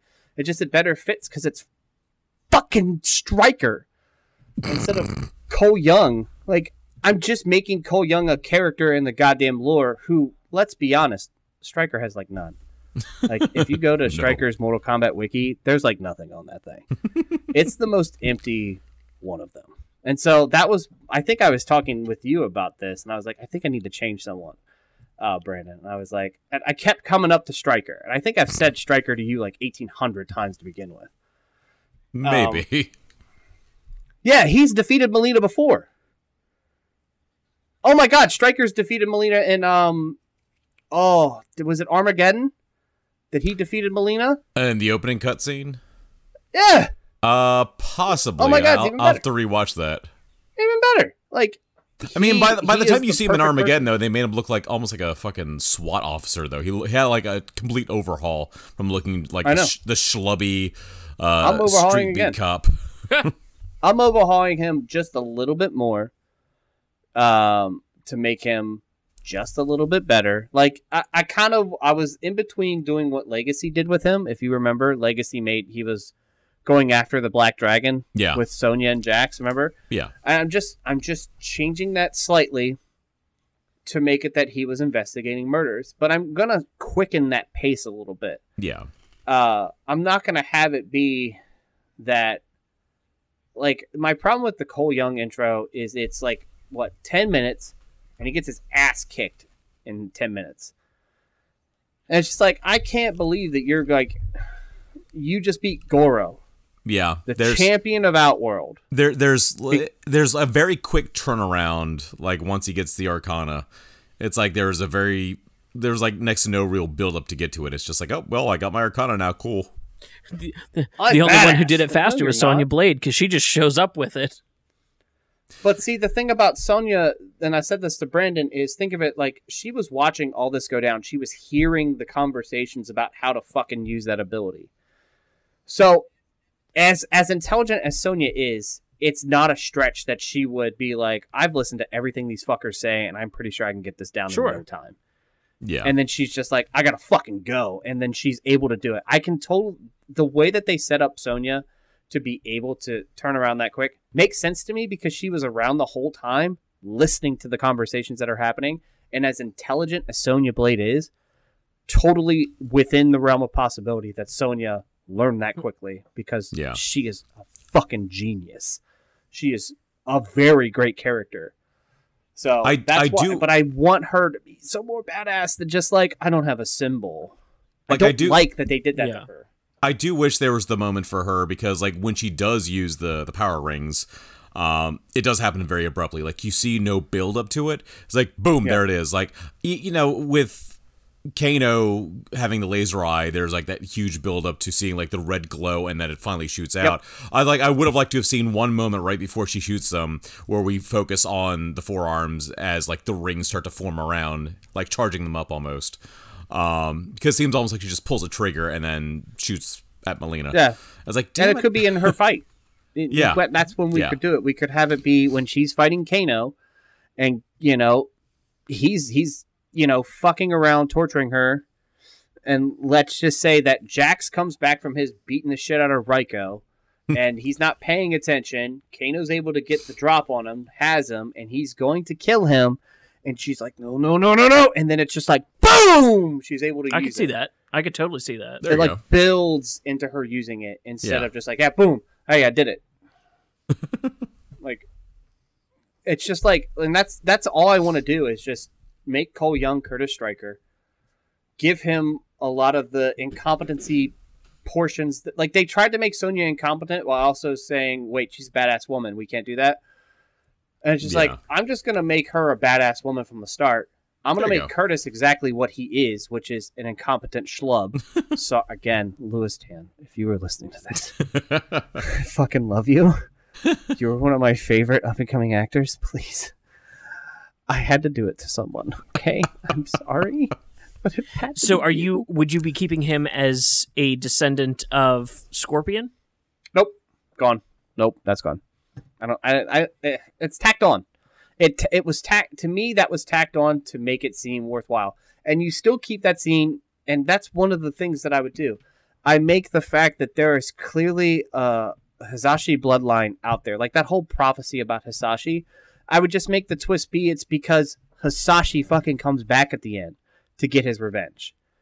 And you know, the whole logic of him showing up the way he did because blood hit that blade that he hasn't touched in forever and that's obsessed with him.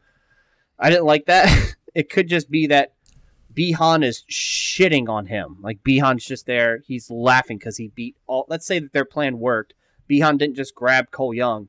He's just shows up and he's like, the fuck are you pussies gonna do? And then he's just systematically taking them out and he's goading them, insulting Raiden, insulting the name of Hanzo Hasashi. He goes, man, even Hanzo Hasashi couldn't put up with me.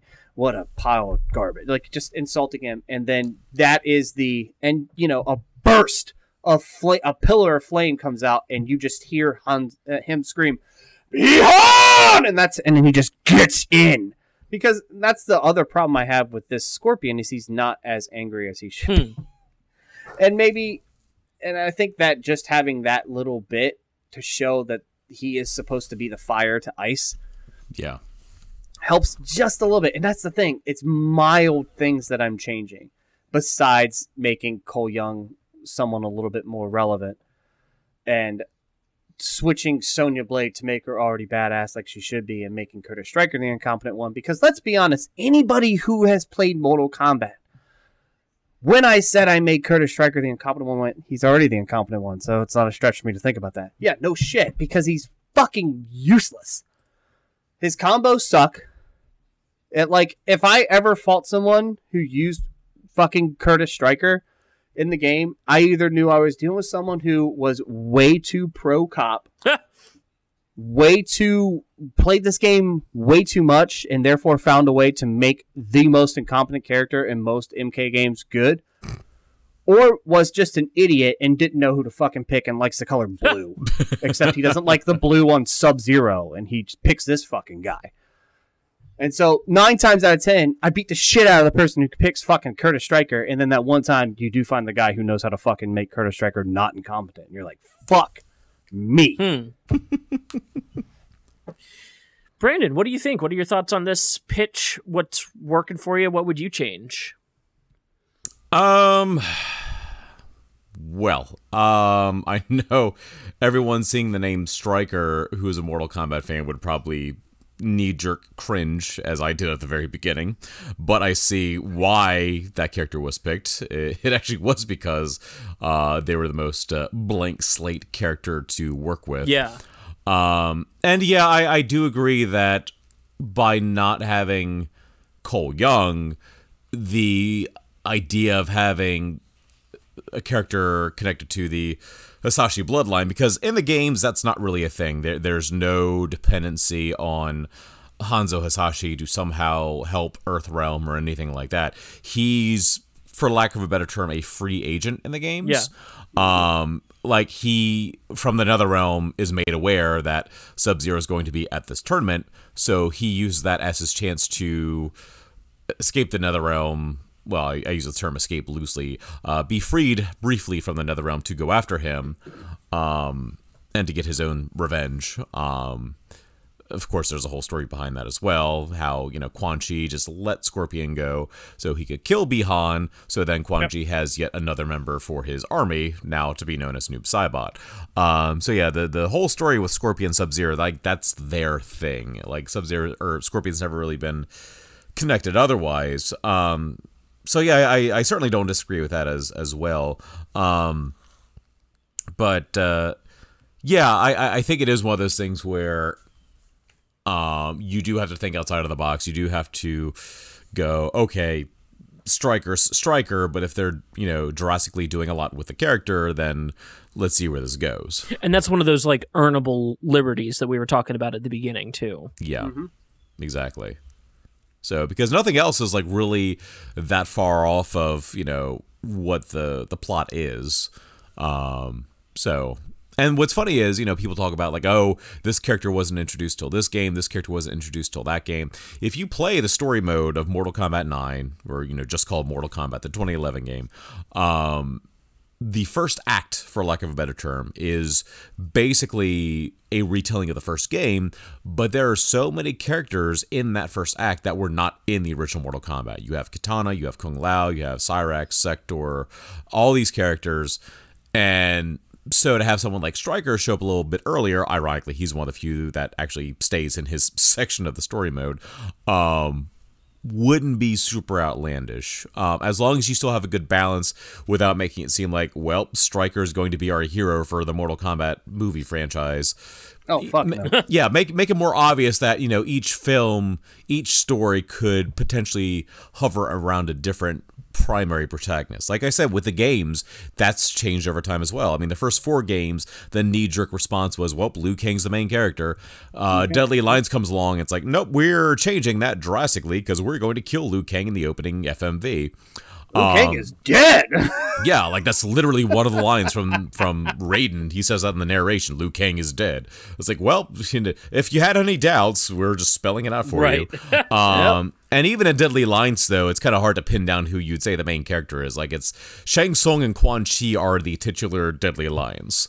So Deadly Alliance, by the way. They probably play, like, the main part. And then Deception gets weird because then you have Shujinko. Armageddon gets weird because you have Dagon and Taven. Then we finally get the reboot. And you could just stop and say Mortal Kombat Armageddon gets weird. Yes. That is also true. Not say anything else. That is very true. But then when we get the reboot, Raiden is pretty much your main protagonist. So yeah, like there's never been like one strictly followed protagonist throughout the entire series. So that being said, for the next film, for all we know, it could be Liu Kang. Third film, it could be Raiden. Yeah, and the thing that I would use Stryker as more is the same thing they're going to be using Cole as now. He's the recruiter. Like, he's going to be going to help talk to these guys, and the other guys are going to help get them. But when the tournament starts, who gives a fuck about Curtis? Yeah. And that's essentially what's going to end up happening is Curtis is going to have his mark. Hey, man, you can get in. No, this is still way too much for me. I just can't, man, because Curtis Stryker's a fucking pussy. God, is he incompetent. And then you can just have him not be involved. He's like, listen, my job is just to recruit or something. I know it's a fucking waste of Louis Tan. Again, Louis. I'm so sorry. I'll have him fight in the third movie. How about that? I'll have him do some fights in the third movie. Bring him back. I'll have him kill Melina for the third time. Or maybe that'll be the continuance I do in all three of my movies. Melina's back, and Curtis Stryker's the only one that can kill her. Oh my god. Oh man, what a callback! All right, guys, because we all know the story of Curtis Stryker, riot control officer. Oh my god. God, he's so terrible. So terrible. Yeah, just a bit. That's why that's why when someone first told me that they wanted to add in just a bland plot moving character, I was like, Curtis Stryker? I was like, just fucking make him Curtis Stryker. He fucking sucks. Like, no one likes Curtis Stryker. Nope. Like, my favorite thing is that there's this fucking, like, lie of a top 50 Mortal Kombat characters, and he's somehow 18th on that list. And I went, bullshit, he's 18th on that list. That motherfucker's, like, top 30 if it's a good day. And that's only because it's OG trilogy. That's the only that's the only reason why he'll get on the list is it's OG trilogy. Yeah. He's so fucking incompetent. He's just like most police officers in New York. Fucking incompetent. Like, not necessary, not needed. He is a perfect fucking plot device mover, recruiter, and he fights every now and again. He doesn't fight that much. He's one of the souls taken by Shao Kahn or whatever, because Shao Kahn takes a fucking soul, right? Shao Kahn's like, I'm gonna take a soul. I'm gonna take the souls of not the chosen warriors, and this is me. Stryker's fucking standing there like, I'm saying, oh no! And then he gets his fucking soul taken because, again, who gives a shit about fucking Stryker? But he's like the assistant to every fucking thing. Like, he's just around. Like he fights Melina, Cabal, and Kano in Armageddon, if I'm correct, right? Like, he still is dead at the end of it. I think it's because he gets overwhelmed by something. I can't fucking remember. It's been a while since I've watched that opening. It's Stryker. He gets overwhelmed by, old age or some bullshit. I don't fucking know. You can easily kill him and have him go away and still have no one care about the main force. I'm literally changing Cole Young into already a character in Mortal Kombat lore that is just as incompetent. That's all I did. I literally just made Cole Young an in-lore incompetent fuck. That's it. I know. I'm controversial, changing not a fucking thing. But yeah, just some minor changes for me. Like, I've watched the movie 6 times. So I've watched it 6 times because I really wanted to make sure I got it right. But every time I changed it, I was like, oh, I changed this. I'm like, no. Because it leads to this, and leading to this is something that branches into what could be this later.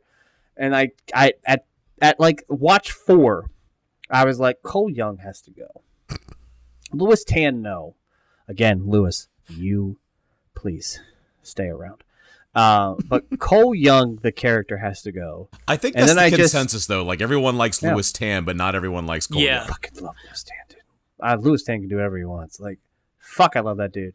So I was like, all right, well, I got to figure out who the most incompetent person is in Mortal Kombat lore. It took me 3 seconds to come across the name Curtis Stryker. And by come across, I meant I knew who the fucking most incompetent person in Mortal Kombat was. It's always been Curtis Stryker or mocap if you want to be a douche. But I'm not putting a fucking mocap suit in the goddamn fucking thing, okay? I told you I took out Garo. I'm calling him Garo because I really don't like the way it fucking came across. Like, he seems like this is the champion of out. He's dead. Like, why are you sending him out? Don't send out your champion. Right. He's dead. How the he's undefeated in 500 years. He beat the powerful Kung Lao. He's dead? Who the fuck beat him? Cole who? Jesus Christ. Like, I want Shao Kahn to give Shang Tsung shit at the beginning of the next film. It's like, you sent my champion to go out to Earthrealm and fight this new guy, and you got him killed. Yeah. And Shang Tsung's can still have that conversation, too. Shang Tsung's like, that wasn't supposed to happen. Yeah, you could still have that conversation, too, because, you know, Shao Kahn loves Melina, even though she's a clone. Yeah. Or, I mean, he did get so many killed, so he could just show up like, you had so many of my best warriors killed before the tournament. Right. Like, he could still be displeased. That's essentially the opening of the second game in the attract mode. So that's perfect. Like, that's part of the lore. Like, Shao Kahn was like a step away from killing Shang Tsung till he's like, wait, I got an idea.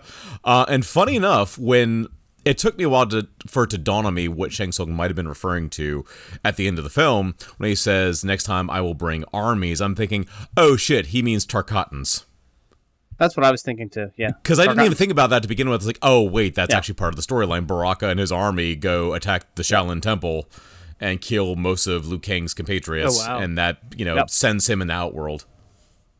Yep. So... yeah, we already have... I really like, as much as I love Max Huang as Kung Lao, I love making Kung Lao seem like he is the champion. Yeah. Like, I love that because it brings Liu out of his shell. True. Like, Liu isn't already a smug asshole. He is very grounded in a lot of these games, and I loved the approach that Liu Lin took. And I think, Kung Lao being the way he was in that movie, I'm like, yeah, this is exactly how Liu would respond. He would be like, yeah, dude, this guy's going to save us. Like, I'm here to help him as much as I can. I'm here to support him as much as I can. And then to see his brother killed the way that he was. And, I mean, the movie does it very well. Like, his ruthlessness in fighting Cabal is on almost full display. He wastes no time fucking his shit up and ending his life. That right there is, I need that still to be in this movie because Liu Kang's ascension to essentially the chosen one for the first tournament, at least, it had to have a point. And to have it be that his brother, the one person that has consistently been there for him since he was a fucking child, is brutally murdered by this piece of shit.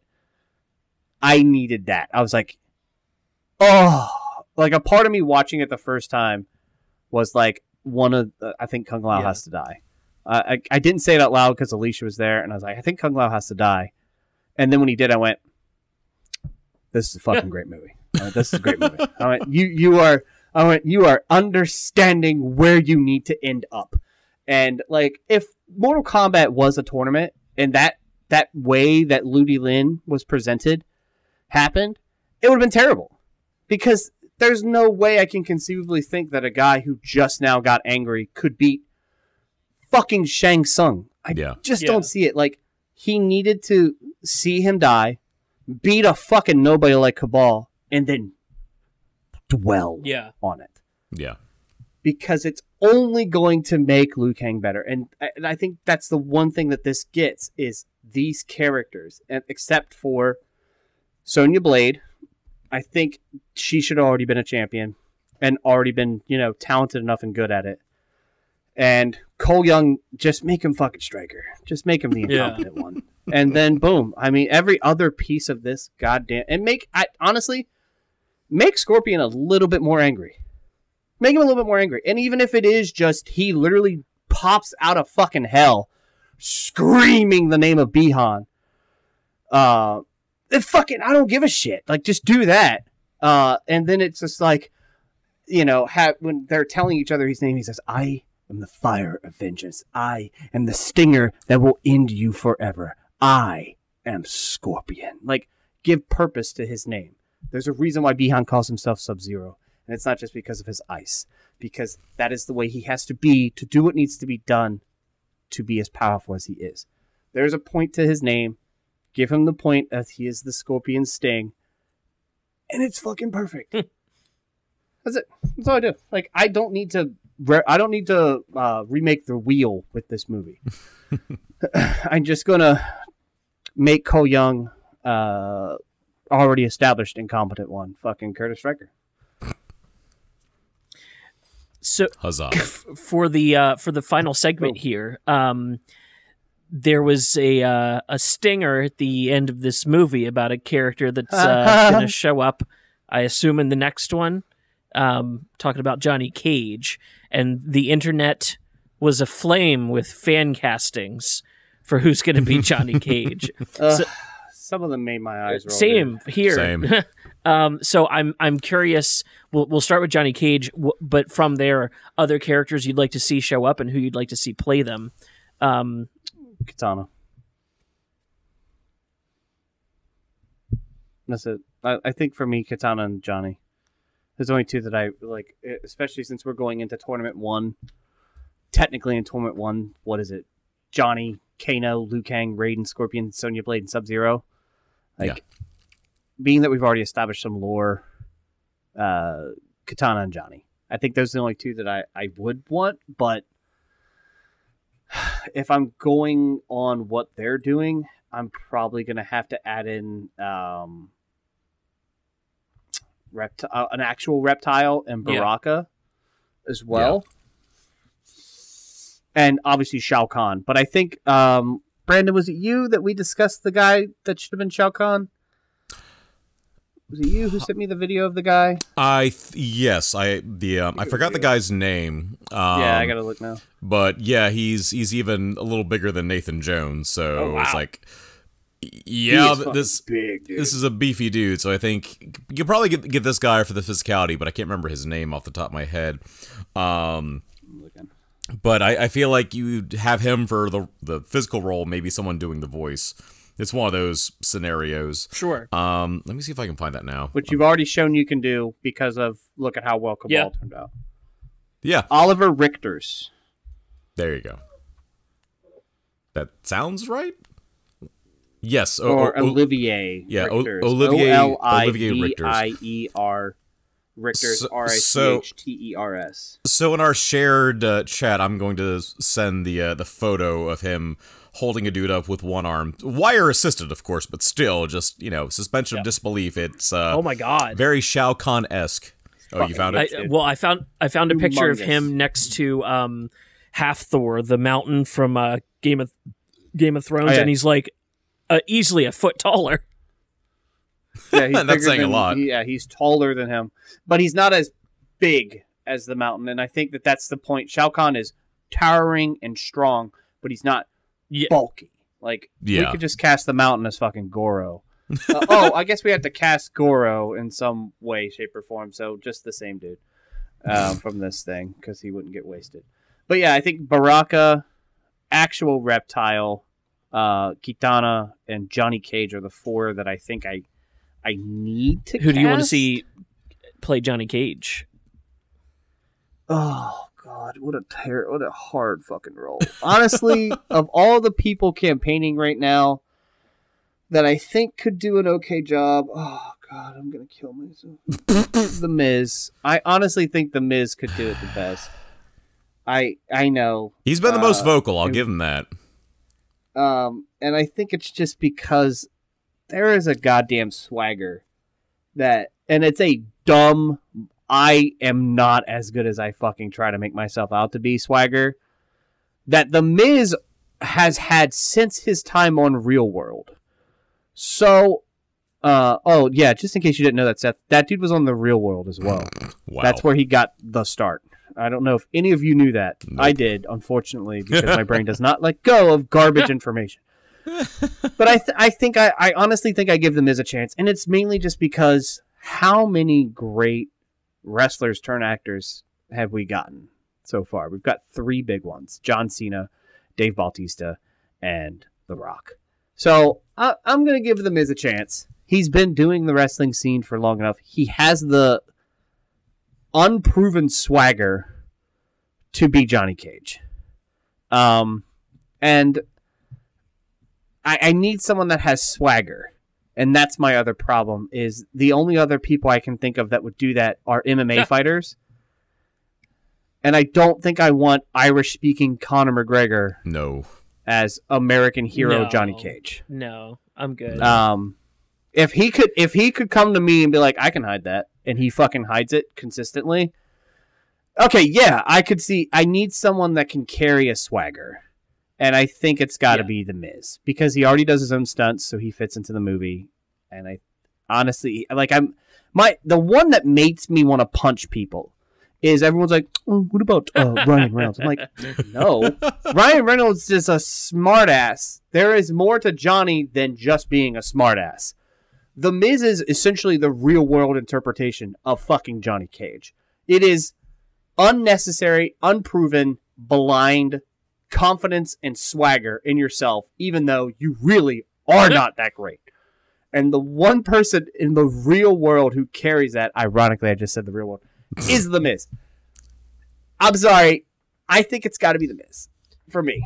I don't know about you guys. You guys know more actors than I do, but I actually was like, Ryan Reynolds is a dumb cast and way too fucking expensive for what we're trying to build here. Exactly. But The Miz is perfect. What do you think, Brandon? Who would you see as Johnny Cage? I mean, I personally need to do more research on The Miz, even though I keep seeing a lot about him for Johnny Cage. I know some have said Scott Adkins, but I think he's too rugged for Johnny Cage. And martial arts wise, I've actually talked about this actor, but Alain Moussi is like the most physically close to Johnny Cage. In fact, you know, everyone who knows like the old school lore, or not lore, but trivia of Mortal Kombat knows that Johnny Cage was based on Jean-Claude Van Damme, and Alain Moussi has actually played a character that Jean-Claude Van Damme has previously played and acted alongside him playing that character, ironically. Did you say Elaine or Lane? Alain. It's Alain, and last name is Moussi. And the funny thing is, I actually tagged him in that casting on Twitter, and he actually retweeted it and was talking about it. It's like, well, shit, all right. Oh, yeah. Yeah, because he did the Kickboxer reboot. Exactly. Oh, fuck, yeah, dude. I'm in for that. So he's already played a Van Damme character, like literally the same character, Kurt Sloan. So the swagger thing, I feel like he hasn't had much of a chance to really delve into that. I mean, he's been kind of like the generic action hero. And I've said to Seth, I felt bad for the guy when Jiu-Jitsu came out, aside from the fact that the movie's not that good. Mm-hmm. The fact that he got buried on the billing under both Nicolas Cage and Tony Jaa. And when I saw Alain Moussi's name on there, it's like, why do I get the feeling that he's actually the lead character and the marketing is just like, oh, you know these two people more than him. And then I saw the movie, it's like, yeah, that's exactly what happened. But what's funny is... So Alain Moussi is Scott Adkins? Yeah. I mean... I've seen that the thing is... The thing is, like, I feel like he would look more like Johnny Cage than Scott Adkins would. I mean, Scott Adkins... No. You misunderstand. Scott Adkins had that shit happen to him all the time. That's fair. In movies too, remember? That he'd get buried underneath big names. You're like, what the fuck? This guy's the main reason that I want to watch this movie. Well, it's funny, though, because with Scott Adkins, he's one of those guys that comes across as like one of the nicest people ever, but he's always got that look like he could just be a really good villain. Yeah. Just because like he always has like a very serious look even when he's smiling. It's kind of weird. But like I would like to see him play somebody in Mortal Kombat at some point. I just haven't pinned that down yet. But for Alain Moussi... Reptile. I mean, what's is with Alain Moussi... And I haven't actually watched this whole thing yet. I've seen like clips of it. It's been around for several years now. But there is an online web short film based on Street Fighter V in which Alain Moussi actually played Nash. Nice. And like the full like Frankenstein monster style stitched skin makeup. And like game accurate costume and everything. It was very surreal. Awesome. So it wouldn't be the first time he'd be playing a video game-based character, and I think he even talked about that, too. So I think, if he can impress the producers with a good audition, fuck it, give it to him. Like I said, I mean, with The Miz, yeah, he's known more for wrestling than he is for martial arts. So I don't know if he would have the correct physicality, if that makes sense, for the character. Persona, most likely. But martial arts-wise, that's the thing. I think we're stuck somewhere in between. Like, from the little bit I've seen of The Miz, personality's there, but, the martial arts physicality, Elaine Moussi definitely has the Johnny Cage look, right down to the splits. Yeah. So it's stuck somewhere in between the two of them. So see, and that's why I asked you that, because I don't fucking pay attention to names like that as much as I used to. For Katana, I want someone that is at least close in look to Sissy Stringer. Part of me was just saying, I want Melina and Katana to. Part of me was saying, just bring her back like and just sisters. have her like, oh, you look a lot like Melina. Yeah, we could do that. I mean, she's got the range. I think she could kill it as Katana as well. Also, did you see her? Did you see her in all the premiere dresses she wore? I mean, she could totally be a Edenian princess who could also beat your ass. So, I mean, I fucking loved her. I loved the little bit of her Melina. I was like, oh, I love you, Sissy Stringer. Can you please just stay around? Yeah, let's just fucking make Sissy Stringer Katana as well. Like, that'll fuck with so many people. Yeah. Especially since they don't. Do they really have any fights against each other? That's the thing. I mean, I know they've had interactions, and there obviously is a rivalry, but in the original games, it's meant to be that both Katana and Melina work alongside of each other like enforcers, but Melina is also like... Shao Kahn and Shang Tsung are suspicious of Katana turning against them, so they're like, hey, Melina, keep an eye on her. And so I think it's been implied that there's definitely a rivalry there. And I think even in... I think there's actually a moment in the Mortal Kombat 9 or 2011 story mode that was very similar to a moment in Guardians of the Galaxy where Shao Kahn is favoring Katana over Melina while Melina's nearby, and all I can think of was Gamora and Nebula, how Thanos is like praising Gamora while Nebula is sitting right next to him. And it was a very similar energy. Yeah. So, with Katana, Melina, and Shao Kahn, and Gamora, Nebula, and Thanos, it was a very similar energy. So, Reptile and Baraka, our two either CGI or makeup heavy characters. I mean, with Baraka... Or do you want Smoke in this game at all? Or Smoke in this movie at all? You mean for the sequel? Yeah, for the sequel. And we could tease Noob Saibot at some point, too. I mean, Noob Saibot, I definitely think you need to start bringing it around that point, especially if Kuai Liang Sub-Zero is going to play a factor. And we got to cast Kuai Liang, too, don't we? Uh-huh. That's another one that people have been trying to figure out. And it's funny, too, because a lot of people were talking about how Simu Liu was like heavily like talking on Twitter about how he was excited for Mortal Kombat. And we're like, well, if Shang-Chi explodes suddenly, I don't think you're going to be able to afford him. Yeah. So... No, fuck it. Yeah. Lock him down now. Right. I fucking love Simu Liu. By the way, every asshole out here who is now just starting to watch Kim's Convenience... fucking been praising the name of Kim's Convenience for like a year and a half now. That thing is fucking hilarious. And if you were not excited for Shang-Chi before, you should be now, because Simu gonna be, oh god, he's so fucking awesome. Oh, I can't wait. Yeah, you know what? Fuck it, I'm casting him. I don't give a shit. Budget's going up anyway. Yeah, oh my god, he'd be perfect as Kuai Liang, because Kuai Liang can become sometimes a smartass. Yeah. And I think he gets. Oh God, yes, yeah. Because Simu Liu's a kind of a, he's kind of a nerd. From what I know about him from Twitter, because I love the guy so much, so I can totally. I think he would bring justice to that character more than anybody else. Yeah, and it's funny because I remember there was a picture he posted. Yeah. Where he was in the gym and he had a mask on, and my brain started doing the thing where it's like, I kind of want to see him as Sub-Zero now. Yeah, I could kill it. Yeah, totally could kill it. Do you want Baraka or Reptile to be Andy Serkis. Which one you want? Good call. Andy Serkis is Reptile. Oh my god! I mean, if Reptile's all CG, then there you go. Baraka, I'm trying to think of like good stunt dudes that are not worried about being in makeup or like CG assistant makeup throughout the entire movie. Dudes, yeah. What was that? Yeah. Yeah, I was thinking like a weapon stunt dude, someone who was very.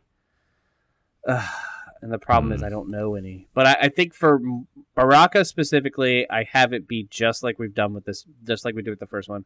I find a lesser known guy who knows how to do combat and knows how to do it with blades. You know, it's hilarious. That is who I think I go with. Now that I'm thinking about it, and as this is kind of hilarious, and it all comes full circle. So in good old X-Men Origins Wolverine. Oh my god. And who everyone jokingly called Baraka Pool at the end of the film. Do you know who Ryan Reynolds' stunt double was? No. Scott Adkins. So you already had Scott Adkins as a fake bootleg Baraka for Ryan Reynolds. Fucking Scott Adkins. That's right. So just have him officially be Baraka. Done. Scott Adkins is fucking Baraka. It's done. I totally fucking forgot about that. I can see the clickbait articles already. I love it. The unknown connection between X-Men and Mortal Kombat. God, I was already in for fucking Mortal Kombat 2. You put Scott Adkins in it, and I was even more in. Do you remember when you asked about Ip Man 4 when we went and saw it in theaters? I went, yeah, Scott Adkins is in it. I was in to begin with. Fucking love Scott Adkins. That's there great. You go. I love it. Scott Adkins, if you don't mind being in a bald cap and heavy makeup, there you go. Oh God, he'd still be awesome. True. And he'd be around there's a possibility he's around for multiple movies. Also true. And he's very aerodynamic in his fight scenes too, which I think is good for someone like Baraka. Yeah. I think he'd be perfect. So spinning around with those blades, there you go. Yeah, just watch the final fight of Origins again, and just imagine that's actually Baraka and Scott Adkins doing most of the work, except for the close-ups. I forgot that was Scott Adkins. Oh my god, totally. You know how I knew it was Scott Adkins the first time I saw it? How? The fucking eyes, his piercing eyes. I went. That's fucking Scott Adkins. That's not Ryan Reynolds. That's fucking Scott Adkins. I think some of the close-ups were still Ryan Reynolds because they knew that people were gonna realize. But like the wider shots, there's a couple where you're like, that's not Ryan. That's definitely like Scott Adkins. Especially, and then I was watching the credits. I'm like, it's fucking Scott Adkins. When you see the wider shots and suddenly he looks a little beefier, that's definitely Scott Adkins. It's like Ryan Reynolds has always been in good shape, but Scott Adkins is typically like a beefier dude than Ryan Reynolds. Yeah. So, like, he's ready to wreck some shit. If I was actually doing a faithful Curtis Stryker, you know who I would have made Curtis Stryker? Oh, God. I was about to ask who Frank Grillo could be in the series. There's a couple roles that I could fit him in. Speaking of forgotten Deadly Alliance characters. Yeah, seriously, if you want to see like the most forgotten Mortal Kombat characters, throw a dart at like 90% of the characters in Deadly Alliance, Deception, Armageddon that are introduced in those games. Let me pull this up. Deadly Alliance. I love the characters in Deadly Alliance. Fucking Lai Mei, everyone's favorite person. Don't forget about Su Huao. Oh God, my favorite. It's like if Kano joined the Village People. Came back. Frost. Oh yeah, my favorite. Frost is getting more respect now, I feel. Yeah. So that's because of 11. She's in 11. Yeah, she plays a big part in 11. What about everyone's favorite, Blaze? Oof. I love how he was just a hidden character in that, and then they tried to make him like the main antagonist in Armageddon. I'm like, what? And he started as a rumor from the background of the Pit 2 in Mortal Kombat 2. Yeah, for fuck's sake. So dumb. Let's go to Armageddon. Oh God, Chameleon, everyone's fucking favorite. My favorite, which is Jarek, which basically just sounds like Derek, but with a J. That's just Kano without the eyepiece from Mortal Kombat 4. Never, Sonya. I agreed to help the Special Forces, not take down the Black Dragon. The Black Dragon, live on. Everyone's favorite Mortal Kombat character, Taven. Oh God, and Dagon. You need Dagon with Taven. I mean, Dagon's in no matter what. I can't remember what which about one's which. Another fan favorite, Onaga and Shujinko. Oh God, my favorite. You know who I hate the most, and everyone fucking loves him. no. Bo Raicho. Fuck off, Bo Raicho. Hey, I just want one cameo from Sammo Hung to play him in one of the movies. I mean, they do name drop him in the new film, briefly. They do. Which I was kind of surprised when they did that. It's like, well, yeah, he was technically one of Liu Kang's masters, so that works. I'll let that slide. Hey guys, who are we going to get to play Hotaru, everyone's favorite? Or what about the leader of the Sidon Resistance, Darius? Jesus. Hey, don't forget Cobra.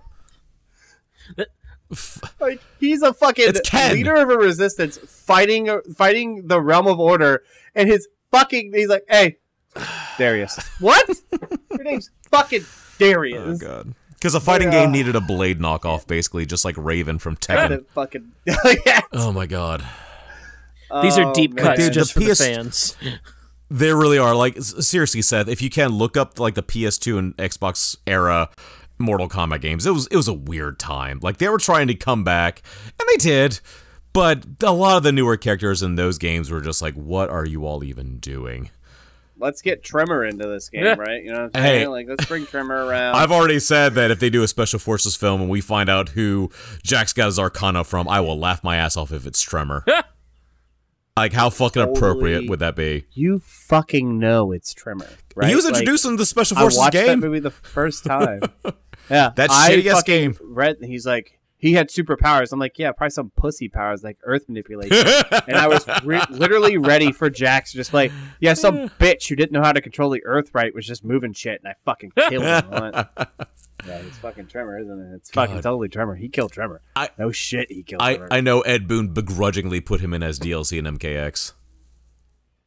It's so hilarious because like he fucking loathes Special Forces. Like, nobody likes that game. Like, everyone who worked on it. Like, who, if you meet someone who says, I love Special Forces, fucking punch them. Fucking punch them. Goddamn Jesus. Like, even Mythologies has redeemable qualities. And like, it's not a good game, but it's got redeemable qualities. This is one of the very few positives from all of those characters getting introduced, Deadly Alliance on, is Kenshi. Yes. Like, fucking love Kenshi. One of the biggest gets. I fucking love it. So nice. Yeah, I mean he definitely, like, in MKX and 11, or more so MKX, they actually like made him more important too, because he was also one of the few DLC characters in MK9. Yeah. So like he was popular enough. Like a lot of people just like the character. And it's so funny too because like MKX made him more important via Scorpion, because there's like this whole weird dynamic between the two of them, how, you know, Kenshi's son Takeda ended up being more of a son to Scorpion than he was to Kenshi. Yeah. So that definitely added a lot more too. But yeah, like, can we have fucking Aaron Black? Sorry, Troy Baker voices him, so I have to fucking have him. He is so awesome. He's so good. I love Aaron Black so fucking much. And also watching Sonic Fox wipe people out with this fucking character in Pro Tour is still one of my favorite fucking things in the world to watch. I mean, who'd have thunk that a fucking like a cowboy character would have worked in Mortal Kombat? True. It's just like, it seems so out of left field, and like many, the first time I ever saw the character, I saw him first in the Mortal Kombat X comic. Like, the game hadn't come out yet. That was the thing. Like, they actually started doing the Mortal Kombat X comics just months before the game came out, back in 2015. And I remember seeing this dude who looked like a ninja cowboy. I'm like, who the fuck is that? And that's basically when Aaron Black was revealed. And then, like, a few weeks later, they announced him in the game. And yeah, he's a cowboy with sort of like a ninja mask. Anyone who doesn't know who Aaron Black is essentially just a mercenary who's working for Kotal Khan, because essentially he's been hired several times, and he first was hired by Shang Tsung, like, what was it, 100 or so years ago? Something crazy. To murder different Earthrealm, like he was assassinating Earthrealm warriors. Sounds familiar. And when he was doing that, Shang Tsung was keeping him alive, like he was just keeping him young. Yeah. And so he was obsessed with staying young, and then of course, you know, Shang Tsung's betrayal, Kano's betrayal. all the betrayals. Oh yeah. Yeah. Jesus. But yeah, Seth, you got a lot of lore to dive into. If it were easier to just play Mortal Kombat 9. Play Mortal Kombat. I mean, like that's always been like the quickest thing to say. It's like I've had friends. I've never watched Doctor Who, but I've had friends who are like, "Yeah, just start on Series 9." And it's kind of the same thing with Mortal Kombat. It's like, you know what? You can play the older games, but they've kind of been retconned by this point. Just start from the 2011 game onward, and you'll be fine. Yeah. Mortal Kombat 9, because a lot of that shit's been changed to begin with. Yeah. They're already starting to change shit here. But the biggest thing about Mortal Kombat 9 is, oh my god, everything's fucking over. We gotta change this. And so it just goes back to the beginning. Pretty much. And starts over. Yeah. And so it's just like, it's a great entry point because you get a commentary about the shit that happened without understanding it. So you essentially will see what's going on, hear what a consequence is ended up to. And so you're like, oh shit. But you don't have to play through fucking Armageddon or Deception or Special Forces or I don't mind Deception, to be honest. I can't say it about Deadly Alliance. I fucking love Deadly Alliance too much. I can't say it. Fucking love Deadly Alliance. It was still a weird time, whether you like it or not. If you're interested in 9. It was a weird time. And I think that's why I was like, this is fucking weird. I'm in. I was odd myself. Also, like fucking Kenshi. Kenshi was my dude. There dude. you go. Like Deception, I actually enjoyed. I feel like out of the PS2 era, for lack of a better term, like Deception felt the most complete. Deadly Alliance, I feel like was midway. Like, hey, we've been sitting on Mortal Kombat for 5 years. Quick, put out another game. You know, you only have like. Bro, I'm getting real tired of your hatred towards Mortal Kombat Armageddon. Okay. I was talking about Deadly Alliance. God damn it. Listen here, sir. Just because how bad Armageddon was the reason that they went, we gotta fucking reboot the shit out of this thing. No, it was so bad. Doesn't mean it's a bad game. It was so bad they had to go, let's put them with the DC characters next. Yeah, they went, oh my god, who wants to fight the Flash? Sweet baby Jesus. Oh my goodness. Oh god. But I've already said my piece about that, how I've talked about how no matter how much you might hate MK versus DC, it was a necessary evil, and we've gotten 5 great fighting games after that because of it. So yeah. I can't hate that. Yep. Yeah. I can't hate you that. needed Yeah, that game. You think about it this way. Yep. Mortal Kombat versus DC, even though a lot of people hated it, I liked it, but it led to Injustice 1 and 2, which if you've never played Injustice, you should play Injustice. Also, there are tie-in comics for those that are fucking sane. And then Mortal Kombat 9, 10, and 11 are incredible games. Yeah. And I know that they have been teasing Injustice 3, and that motherfucker, Ed Boon, is so teasing that Injustice 3 is Marvel versus DC. And if that is fucking real, I am going to lose my shit. Because how awesome would that be if fucking the guy who has been getting fighting games correct consistently for the longest, and personally is responsible for the reignition of fighting game love. Like, Soul Calibur 6 was set to be the last Soul Calibur ever made because they just weren't confident it was going to sell. That fucker destroyed expectations. Wow. Because fighting games are bigger than ever, and I think it's honestly because Mortal Kombat brought everyone back, and then of course Capcom followed suit, and Tekken's been fucking murdering it for Bandai because they got their formula with like 3 and haven't fucking stopped since. They understand how ridiculous they are. They don't give a shit, and they're just going to keep going, but their games are always fucking phenomenal. And it's the reason why Sega does not have the balls to really bring back Virtua Fighter. Yeah. Because there's no way they can compete with Tekken at this point. Tekken is blowing that, and because they're basically the same game at times. There's no way they're going to compete. And then Soul Calibur comes back with an amazingly tight, perfect game, and it sells like crazy. And I think it's because Ed Boon, that team, they have shown people how to bring back the video games into the right purpose and revolutionize fighting games without reinventing the wheel. And I think that's why here we fucking are. I think that's why a lot of them are doing so much better now. Just, a little side note, obviously, but I think the fighting games that started on a 2D plane realize, oh shit, we can't jump to 3D. That's how we fuck up. Like, yeah, the Street Fighter EX games, they have their fans, but those are more like for the hardcores. When Street Fighter 4 came out, I feel like that was the game that started to get the ball rolling again. Because I want to say that came out right either the same year or right after MK versus DC. I can't remember if it was 2008 or 2009. I want to say it was... I think it was 2009. So it might have been right after MK versus DC. Because even MK versus DC wasn't on the 2D plane again. It still felt a little bit like Deadly Alliance and Deception in those games. So then Street Fighter 4 is like, hey, we need to go back to basics. And they did, and it's sold really well. So I think that was pretty much probably when Boone went, Street Fighter knew how to come back. Maybe we need to try something like that. So we'll keep the 3D graphics, but we're going to go back to a 2D plane. Did Mortal Kombat 9 2011. And, the rest is history. And, yeah, now you've seen so many of these other franchises come back. Yeah.